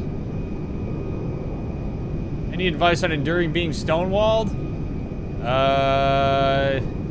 Determine whether that's something you're willing to endure first and foremost. The best that you can do is speak to your experience. So if it's something that's problematic for the relationship, I think it's important for the person who's doing the stonewalling to know that. That is not a process that necessarily needs to be endured. That's kind of enabling language. Stonewalling is pretty dangerous for relationships. Oh God! Oh God! Oh God! We're under orders to escort you to base. Change course or we will engage. Or you could diddle yourself. Hey, Ron. So, the frickin' Air Force are on me. They deploy jets. Try and fly over them, T. We'll see if that helps. Comply immediately. Maybe I'll give you 10% of what's in the hold. Then we're all happy. Holy shit.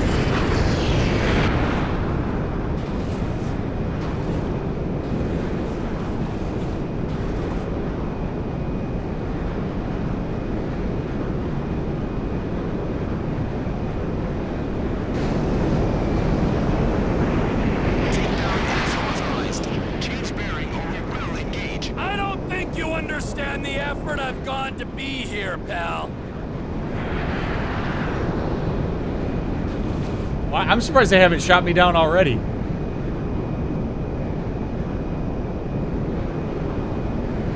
This is your final warning. Divert now or be engaged. Hey, you wouldn't shoot me down anyway. Think of the ground casualties. I don't know that they're gonna care about that, Trevor.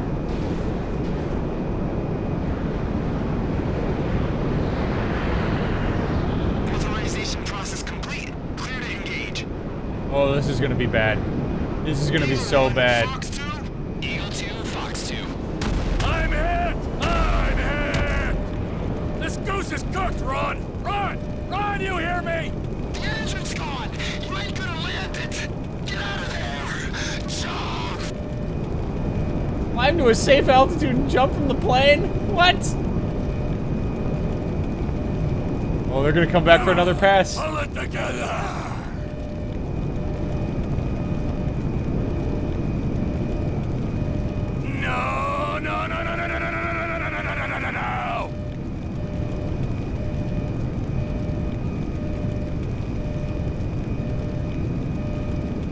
Come on, pull it together! Wait, what?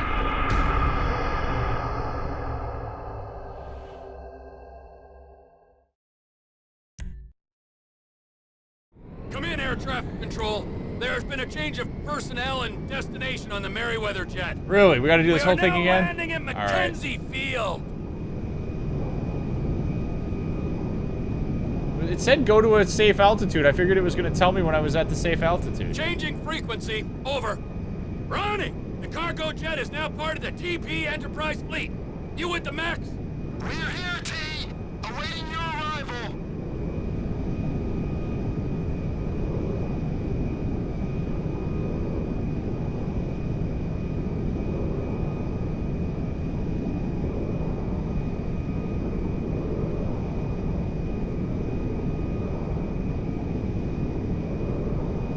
Well, whatever. We'll just jump out next time.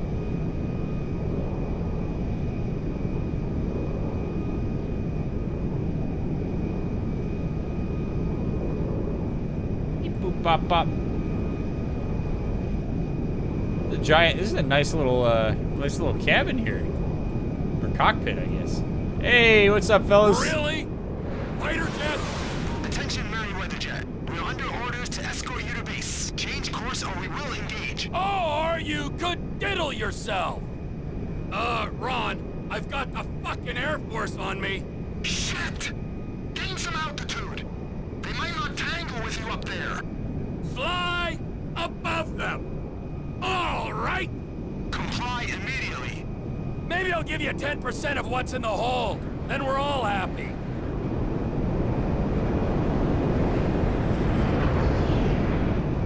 Everybody wave at the fighter jets.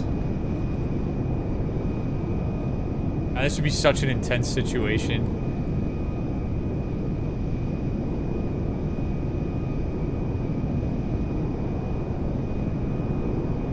Takedown is authorized. Change bearing or we will engage. I don't think you understand the effort I've gone to be here, pal.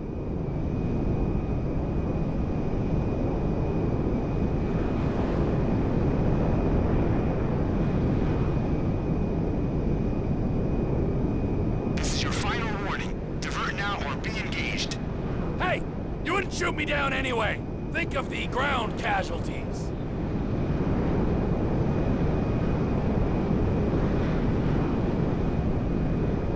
Just let me take the plane. Is this really worth it? Authorization process complete. Clear to engage. Here we go. Eagle 1, Fox 2. Eagle 2, Fox 2. They shot me! Plane's done, Ron! Ron, are you reading? Oh, your engine's gone. Get out of there, T. You're more valuable than the guns. If they gotta shoot, I'll bail. Okay. Oh! Oh, go, go, go, go. You're like Nathan Drake.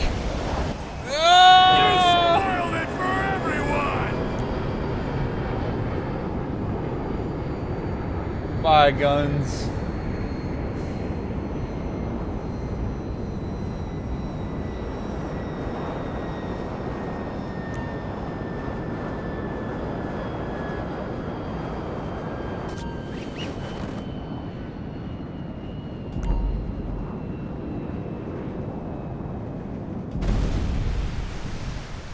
Oh, that was lucky that it landed in the water like that.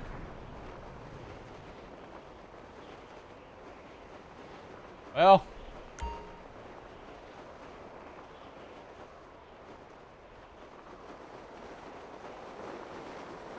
So much for that.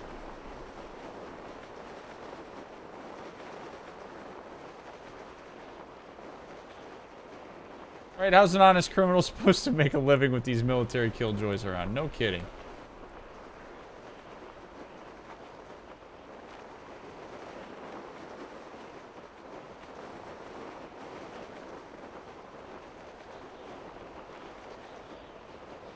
Coming in for landing.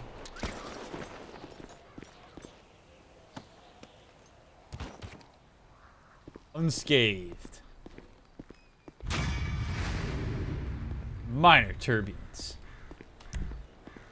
Just minor turbulence.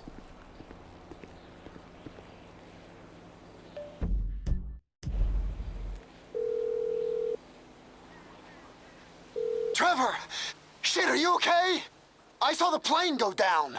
I survived, and Lizard Army didn't do so well, so that's something. Ah, thank God. The fuselage went into the Alamo Sea. We have a You submarine. might be able to salvage the hardware with dive gear or something. Ah, good idea.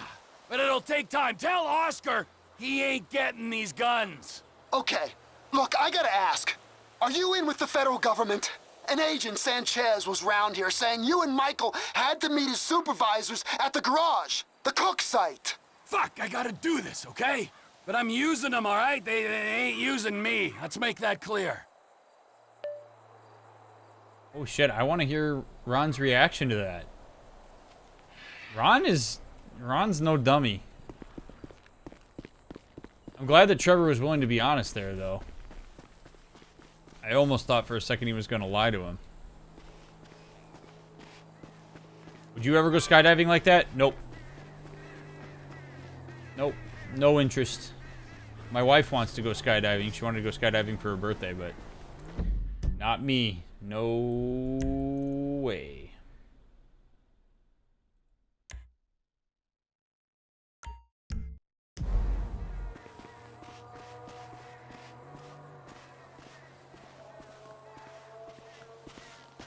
This car is always here. I was a model in an army commercial. Give it, you dink. What? Loser. Oh. Fuck me.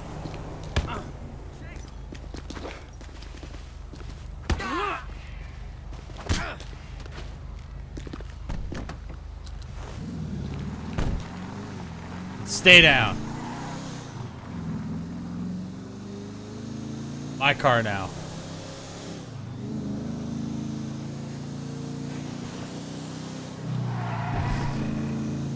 Trevor reminds me a lot like of Rick from Rick and Morty. It's not a bad analogy. I left a pie at your trailer with Patricia. Good to see you've settled down with a lovely woman. Thanks, Cletus.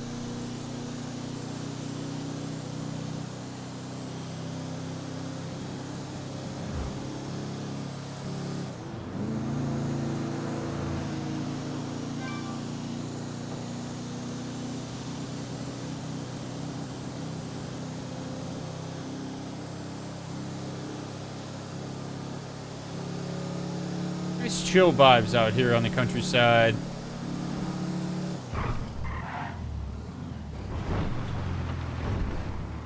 You keep your eyes peeled. We don't want to miss any telltale signs. Guilt is everywhere if you look hard enough. Smell any funny spices? Я ничего не вижу, босс. Can't see anything, boss. Придави документы. Show us your documents. Паспорт Give давай, us your ебать, passport, motherfucker. I don't fucking understand you. А, да ты по-английски не You don't understand English? What the fuck is wrong with you? I'm telling you, show me your passport. All you illegal immigrants are the same. You're now under civil arrest, you understand? America is the land of opportunity, and I'm going to use the opportunity to send you back to where you came from. What? Very good, Joseph. Real fine. We'll make a civilian protector of our nation's borders from undesirable elements of you yet. Sorry, citizen, just a training exercise. Ah, okay. Well, I'm so glad that you patriots are out here defending this fine American desert sand.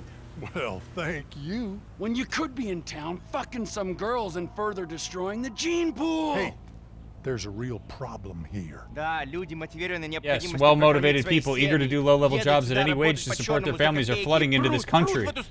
It's a disaster! And that's why we formed the Civil Border Patrol. Yikes. Wait! My Patriot meter's going off. Huh?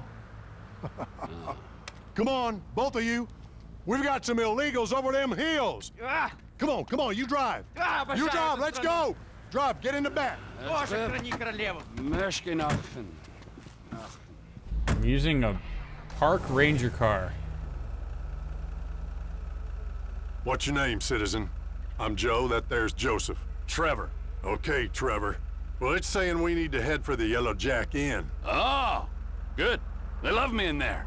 I'm definitely getting a strong reading. The Patriot meter predicts undesirables with up to 79% accuracy.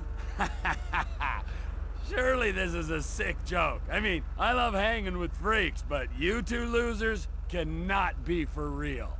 Unfortunately, this is as real as it gets. These people are criminals who threaten our way of life and drive down our property prices. And they think they can just walk in here and search for a better life for themselves and their families. It's unconstitutional. Come one, come all, I say. This country's got bigger problems to deal with. Well, that's because you've been brainwashed by the secular media. Don't you worry, though. We'll convert you. My brother showed some, well, let's just call it sexual weakness in his younger days. But now he's a happily married man with 3 children, and he rarely acts out. Hey, if you do well in your civil border patrol trial, we will, of course, pay you for your time. Last time I looked, this was still a service-driven market economy. It is really easy to get angry at these guys. And it is understandable why all of us should be angry at these guys.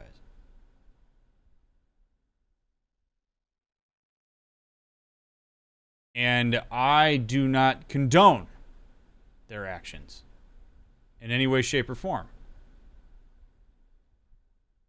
Trevor's on the money with this. And again, it shows us that Trevor is quite an empathic person and quite reasonable and quite nuanced in his understanding of social dynamics. So I'm going to put that out there as a qualifier on the front end of this as I dig into where these guys are coming from. When I see stuff like this, and hear the things that these guys are saying, this makes me simultaneously profoundly frustrated and sad. These are people that did not come to these conclusions on their own. They learned these things from people who do know what they're doing. People who do know how to get fear to be an organizing principle on oppressive behavior. These guys don't actually know what they're talking about. They've been told that migrant workers are people that they should be afraid of. That they are people who will personally affect their lives and that there is something to be done about it. And they're told this by people that they perceive to be powerful and people that have tricked them into believing that they have their best interest in heart. This makes me angry at a system that perpetuates these narratives, more so than even these people who are hearing it. You don't get a lot of diverse representation, both of people or of communication, when you are out in rural areas like this. There is a lot more susceptibility to influence when you only have single stories. You can manipulate people who haven't had access to diverse representation and education. So the leadership that pushes these ideals into these folks and converts them from probably empathic and well-reasoned folks into people who are willing to go out of their way to make the lives a living hell of migrant workers for some reason and ideology they don't understand is really frustrating and sad. They are still accountable for their behaviors. I don't think, though, that we do well to getting these guys to understand what they're doing as problematic unless you take an approach similar to Trevor, where you listen to them a bit and you engage with them on it and you instill a bit of doubt within them. People are very polarized when they are attacked for these things. I don't condone them at all. I don't agree with where these guys are coming from. And at the same time, if we're going to make any progress with these guys who do have power in this situation, we've got to listen to their fears and instill doubt, not in the fear itself, but in the narrative that contributed to the fear. And the last thing I'll say is that when this guy says to Trevor, you've been indoctrinated by a secular media, that is passive projection. It's a lot easier for these guys to assume that Trevor has been indoctrinated than to entertain the fact that perhaps maybe they have been indoctrinated. Because if they have to entertain that idea, then it also means they have to confront the fact that they have been embedded in a system that is not out to protect them and take care of them. They fight vehemently to protect something that doesn't give a shit about them. And to confront that is immensely scary. Because their identity's wrapped up in this stuff. This is what makes these conversations hard to have. This hits really close to reality in a lot of ways.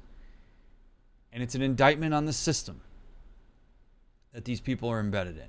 And it takes people who do have diverse representation, who are more educated on these things, to hold people in positions of power and people who have influence on communication with the masses to do better.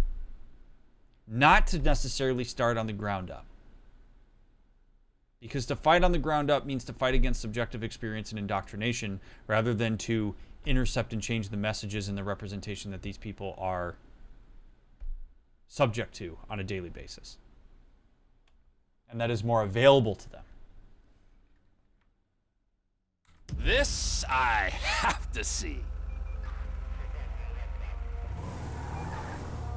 I mean, the irony is that this guy is very likely an immigrant.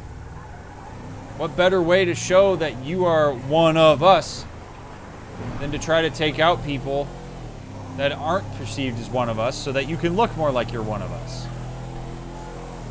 It's terrible the way we treat migrant folks in the United States.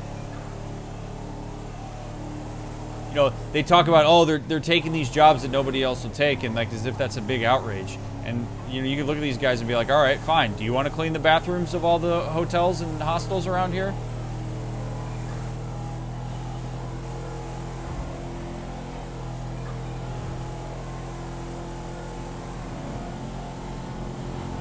I suppose I should be clear. We treat poor migrant folks terribly in the United States.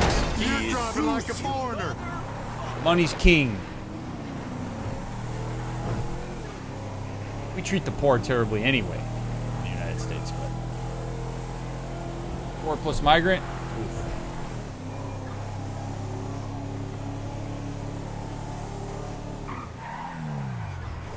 Here we are. No sign of illegals out here. Well, they must be inside. Go see if you can flush them out, Trevor. More dehumanizing language. These are the types of things that like usually just whoosh right by people and they're not really critically thinking about at certain points in their lives and in their day-to-day. We use othering language to objectify people to push back any kind of empathy that we might experience for them. So we call them illegals, undocumented immigrants, migrants. We use these words to create mental barriers so that interacting with and taking care of these people is no different than me throwing out this can into the garbage.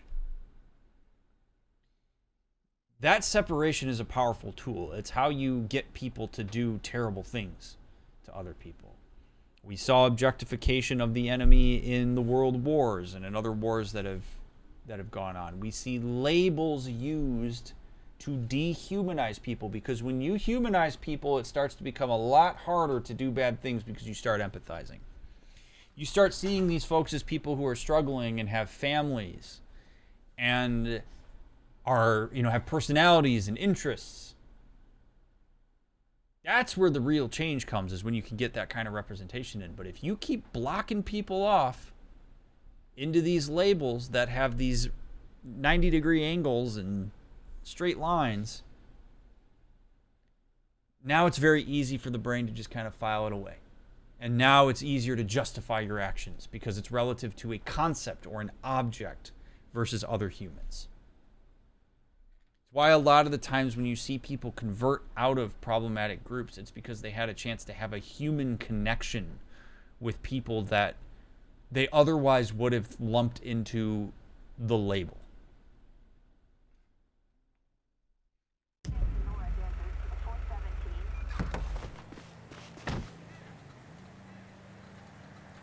Since they talked about going to suspects, there's an apprehensive part of me that's a little worried that this will be a bit of a lesser version of the torture mission. I don't know. We'll see. I don't recall. Is there any place in the world I'd rather be than drunk as a skunk at the Alamo Sea? I said to the wife, bitch, I'm going out for a snack. That was 10 years ago and I ain't been back. Oh, show me the way to sandy shores. I spent all my money on meth and on whores.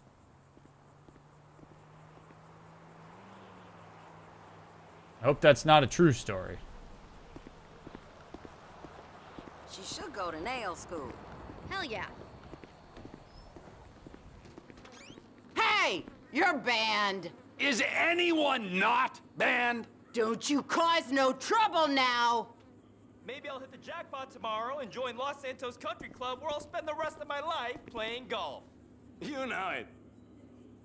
Maybe you will. Just stay away from me, okay? Pointless. Everyone in here has done something illegal. Help the community. Just doing the right thing, you know? I hear that. How's everything? I'm angry. I gave $30 to Parker's Auto Valet last night. So expensive. I wanted to stay in the car and wait, but my wife wanted me to go to this party. Gotta with stay her. in shape to the good. Right. How is everything? God, I just got a beautiful leather jacket from Fufu as a gift from a nice lady in the community. She just appreciates all the work I do for the neighborhood. I'm so honored to be the hero, you know? Honestly, This up and down it's my burger's life coming work. back up on me. Damn right. They're people. Always losing money. Everybody wants something from me, and I always give discount. You know it. Damn, fool, I got heartburn Not from anonymous. up and down burger. What I find amusing is the intersection between two misled ideas these kinds of people have, that immigrants are lazy and worthless, and that immigrants are taking their jobs. Feel that their positions are in jeopardy of being replaced by people they have perceived to be lazy and worthless. What does that say about their own level of competence at their jobs? So that is a perspective we can take, but is one that we need to be careful to take. And here's the reason why. I don't think it does any good for us to also dehumanize these people that are on the border patrol and to separate folks who think like this from ourselves. Because all of us are capable of thinking this way under the right circumstances. And in some ways, all of us do think this way, just in different contexts. Something that's really dangerous sometimes that folks do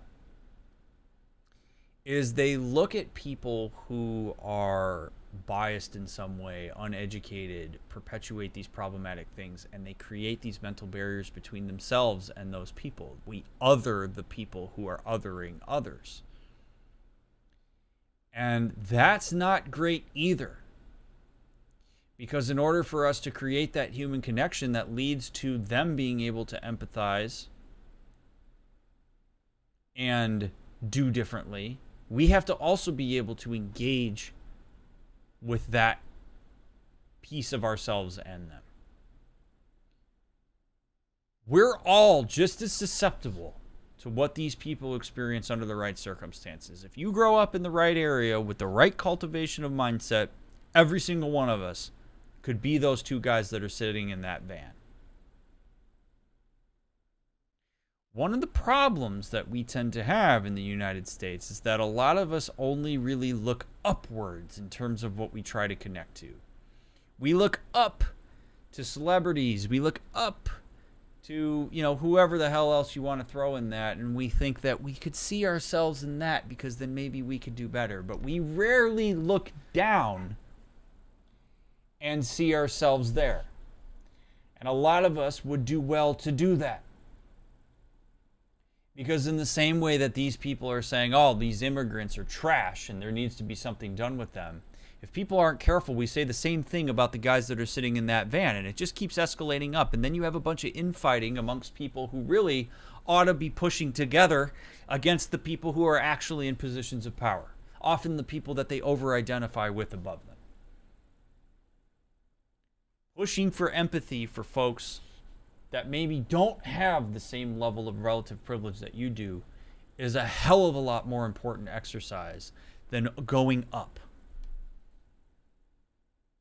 Because again, we are all just as susceptible to what these people are experiencing. Every single one of us.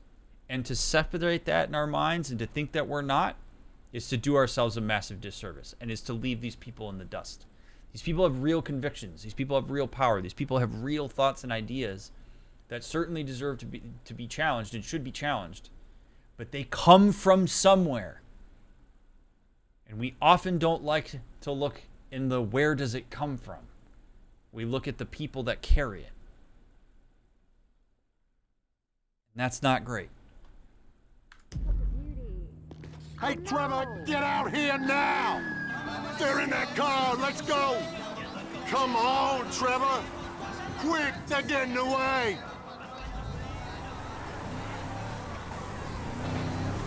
Go, go! Let's bring him in, boys. Here, take the stun gun. Really? Nobody needs to die here. We're civilized people.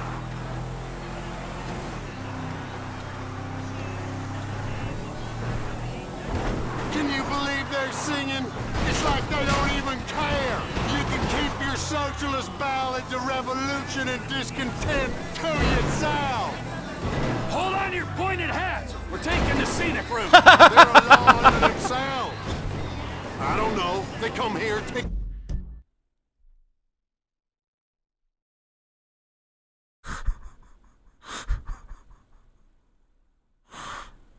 Oh, that is what a line. That was Rockstar.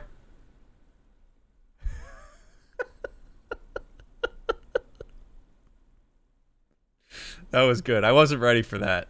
That was, oh my God.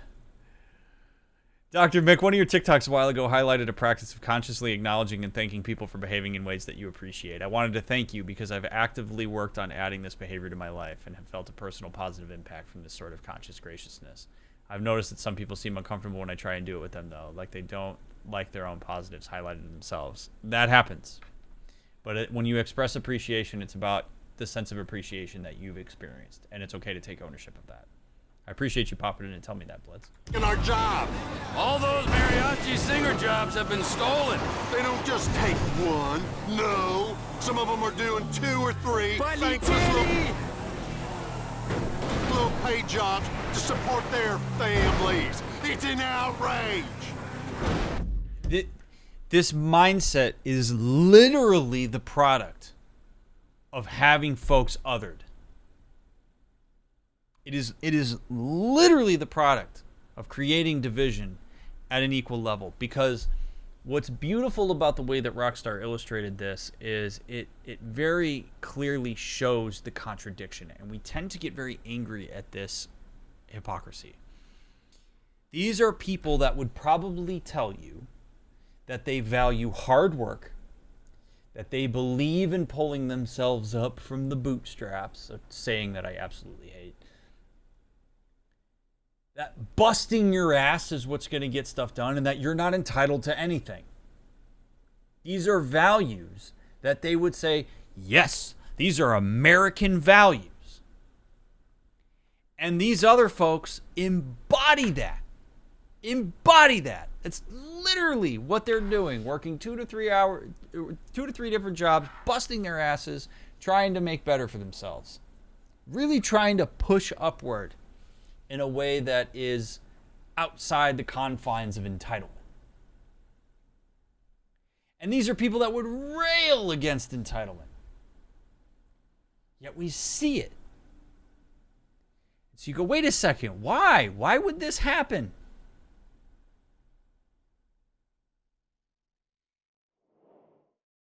It's because there is personal accountability that is difficult for people to manage when they see their ideal traits done more effectively by others. It highlights insecurity and personal accountability in a way that is often very uncomfortable.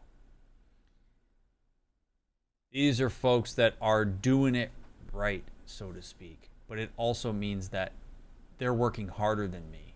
And if they're working harder than me, then that means I have to work harder. And deep down, I don't want to have to work harder, because who I idealize and who's sending me these messages about hard work from the top down don't appear to do as much work as I do.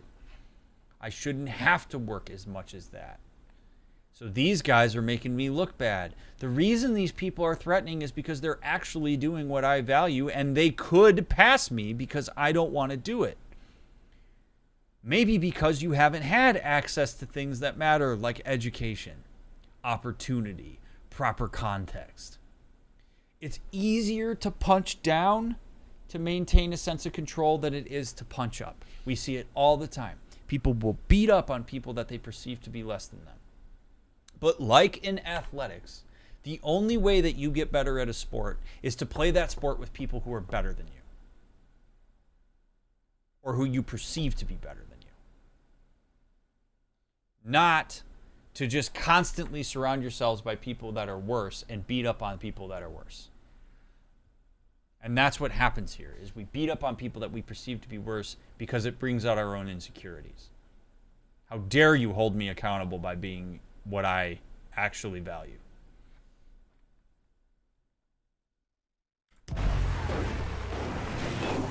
I have heard of him, Ad.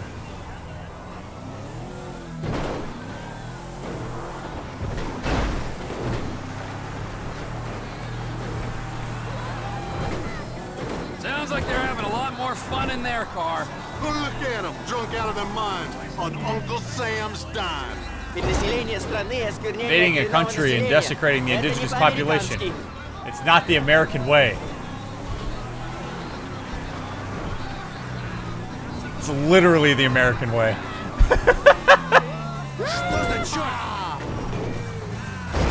Don't stop! Get after them! Joseph was injured. What? Wow. So we fail when... Aw. Little Joseph got injured. Aw. Go! Go! Let's bring him in, boys. Here, take the stun gun. Really? Nobody needs to die here. We're civilized people.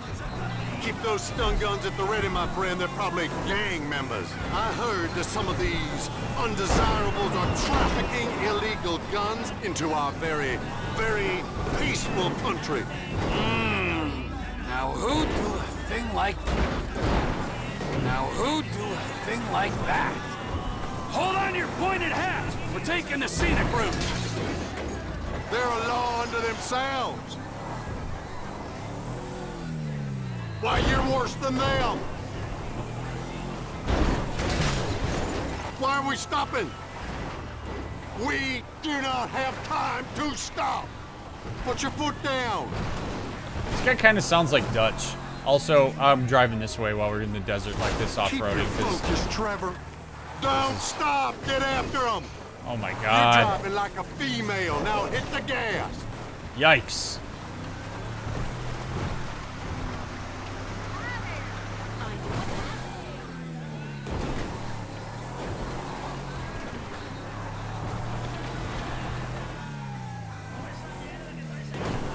Mariachi singers, the worst of the bunch. You know, you can't take a subway in peace in Liberty City these days. When do you take the subway in Liberty City? Oh, my Lord! Look, now's our chance. Don't subdue those illegals, Trevor. I want to see how you handle that stun gun. Where the hell is it?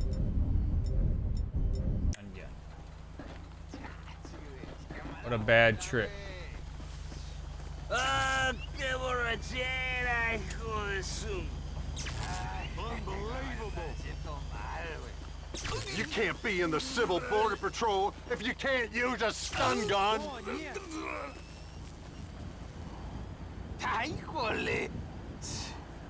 Sorry about that, pal. Don't apologize to them. They're the ones breaking the law here. Oh, very nice, Trevor. Respectful but firm. We can handle it from here. Get in the vehicle. You've had your fun. It's time to go home. Don't tell me we got ourselves a sympathizer. Yeah, let's move it along, senor. Please, no more! I go with you! What is wrong with you?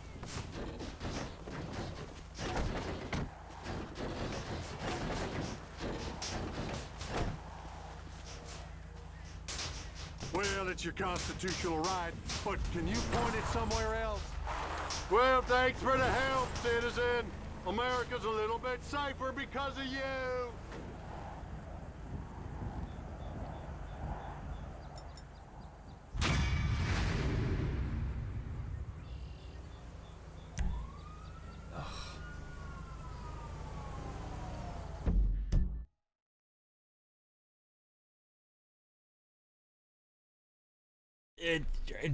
It hurts because it is very, very, very, very, very close to reality.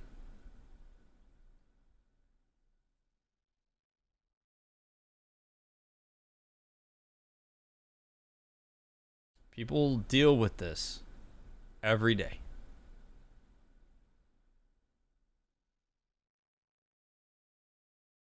Every day. And what's wild to me is that I would venture a guess that as we have been talking through all of this, is I have done my best to take as empathic and humanized of an approach on this from all sides as I possibly can. I bet you there's folks that we lost on this playthrough in this conversation. I'm sure of it. I am sure there are people who turned the video off and said, screw this guy, I'm not watching it anymore.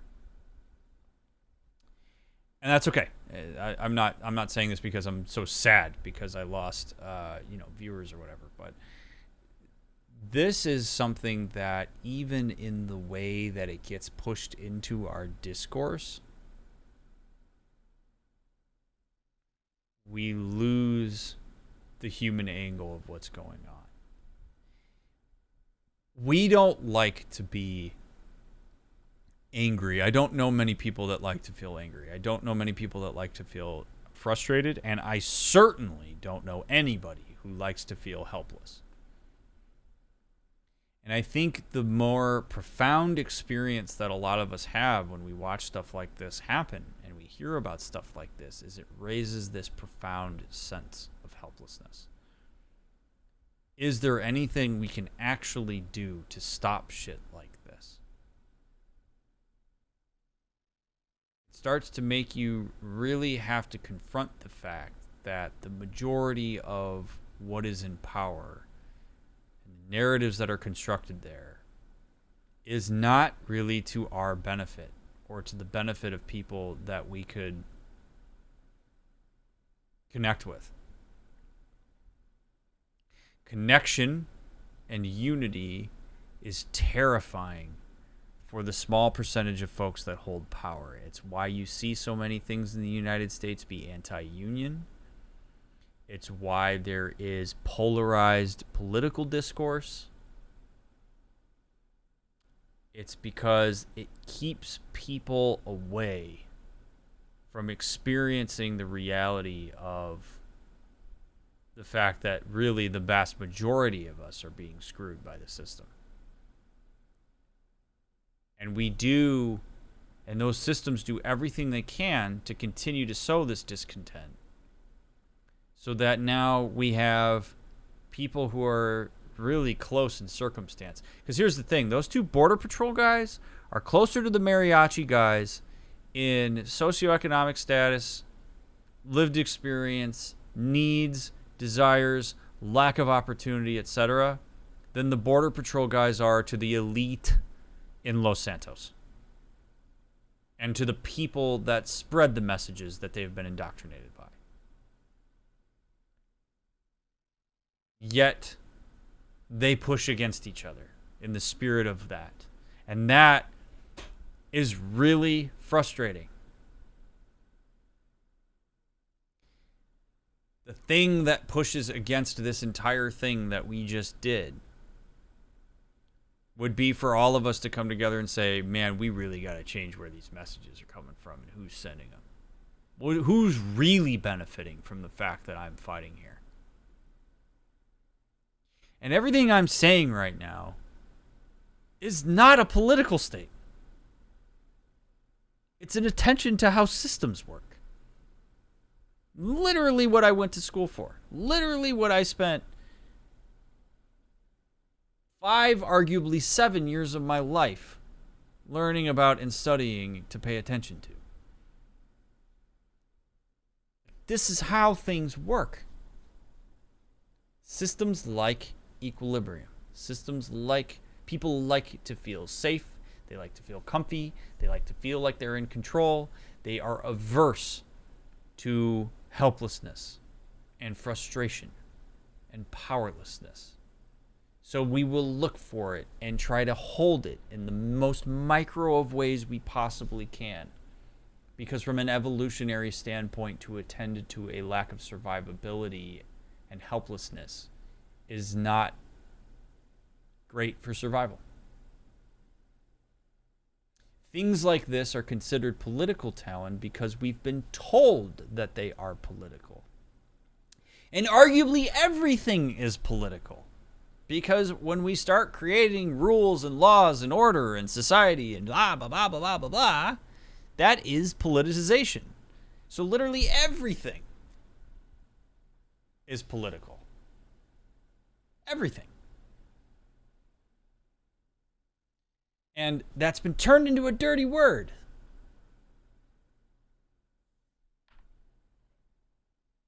Politics is just understanding systems and rules and governance and the needs of the people who live in the society that's being led. Like, that's all it is.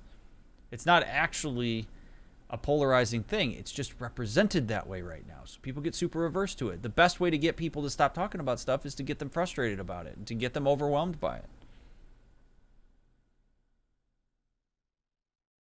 You always got to ask yourself, who is this serving? Really? When you do certain things. And is that really what I want to serve? And no, Neuro. I have no interest. No. I'm not going to give people a warning about this. This is stuff that all of us need to be more conversational about. Absolutely not. There's no disclaimer that's going to go up on this video. So this is tough stuff. This is heavy stuff. This is stuff that makes us uncomfortable. And I appreciate, again, if you're watching this on YouTube and you're sticking through this and you're listening to this and you're willing to kind of lean into it a little bit, I commend you. Those of you that are here live and you're interacting with me on this and you're having this conversation with me, I really do appreciate that you're leaning into this, because this is not easy stuff to attend to. And really, Rockstar can only land this information if it's funny, if it's humorous. It makes it more approachable. But the undertones here are legitimate. And Trevor gets it, which is why he's pushing back on these guys in the way that he did.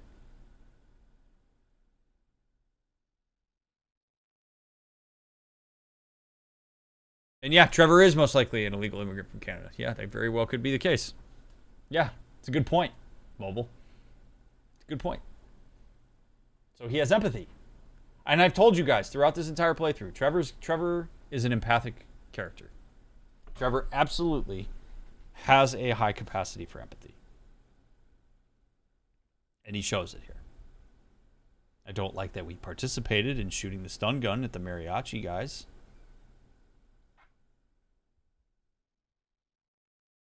So there's a lot to marinate on here. There's a lot to really think through and to deal with, but this stuff's not easy stuff.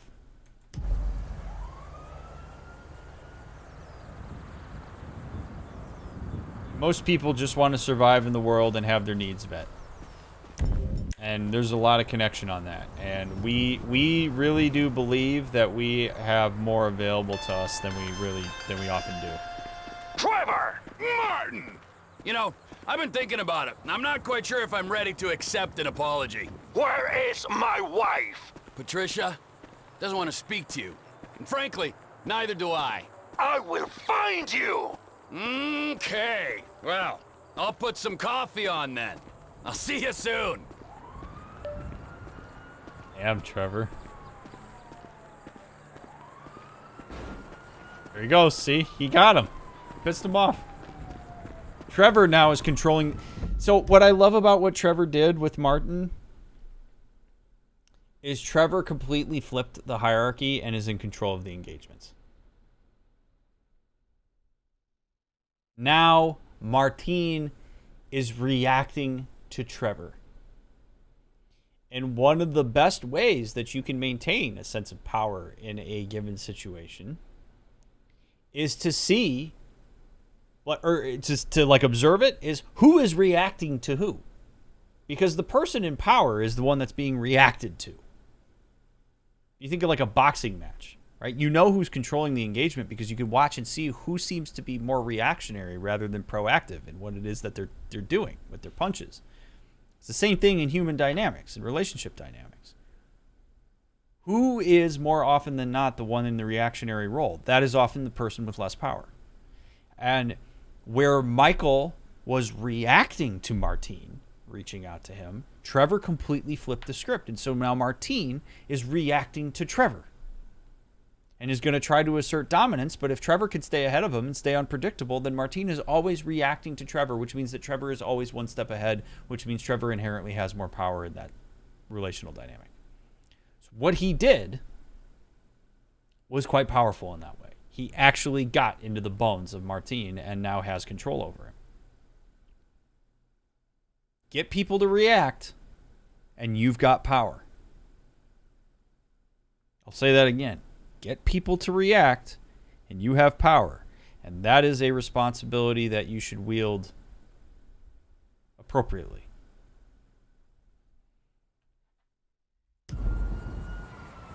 Not to do illegal bullshit like Trevor and Michael. And honestly, with all of that analysis, I think that's probably a good space for us to finish this one. Is because this was a loaded night. This was really back heavy in terms of the analysis. So if you're watching this on YouTube, I just would like to say before you go, if you made it to this point, I really appreciate it. I don't need everybody that watches me to agree with everything I say 100%. That's not what I'm out here trying to do. I'm not also claiming to be Mr. Omniscient. Every single thing I analyze is exactly correct. That would be ridiculous for me to assume and to put out into the world. I'm just lending my voice in the way that I can with the education and credentials I have to try to help the world be a better place in whatever way that I can. So if this was impactful to you to have these very tangible examples of the things that I described, I hope you will continue to share my playthroughs, to like the videos, to subscribe to the channel, to leave a comment. I will be interested to see what the comments on this video are. But remember, every single person in this world, if you approach with enough curiosity, you will find that the things that people do make sense to them. And that more often than not, what people are operating off of are things that they have learned, not things that they have organically constructed for themselves. And that can create some real problems when power uses that against people. So I'll be back for episode 13. If you've been binging this series, again, I hope you've been enjoying it. Consider following me on all the links down below. I appreciate you, and I'll catch you in part 13.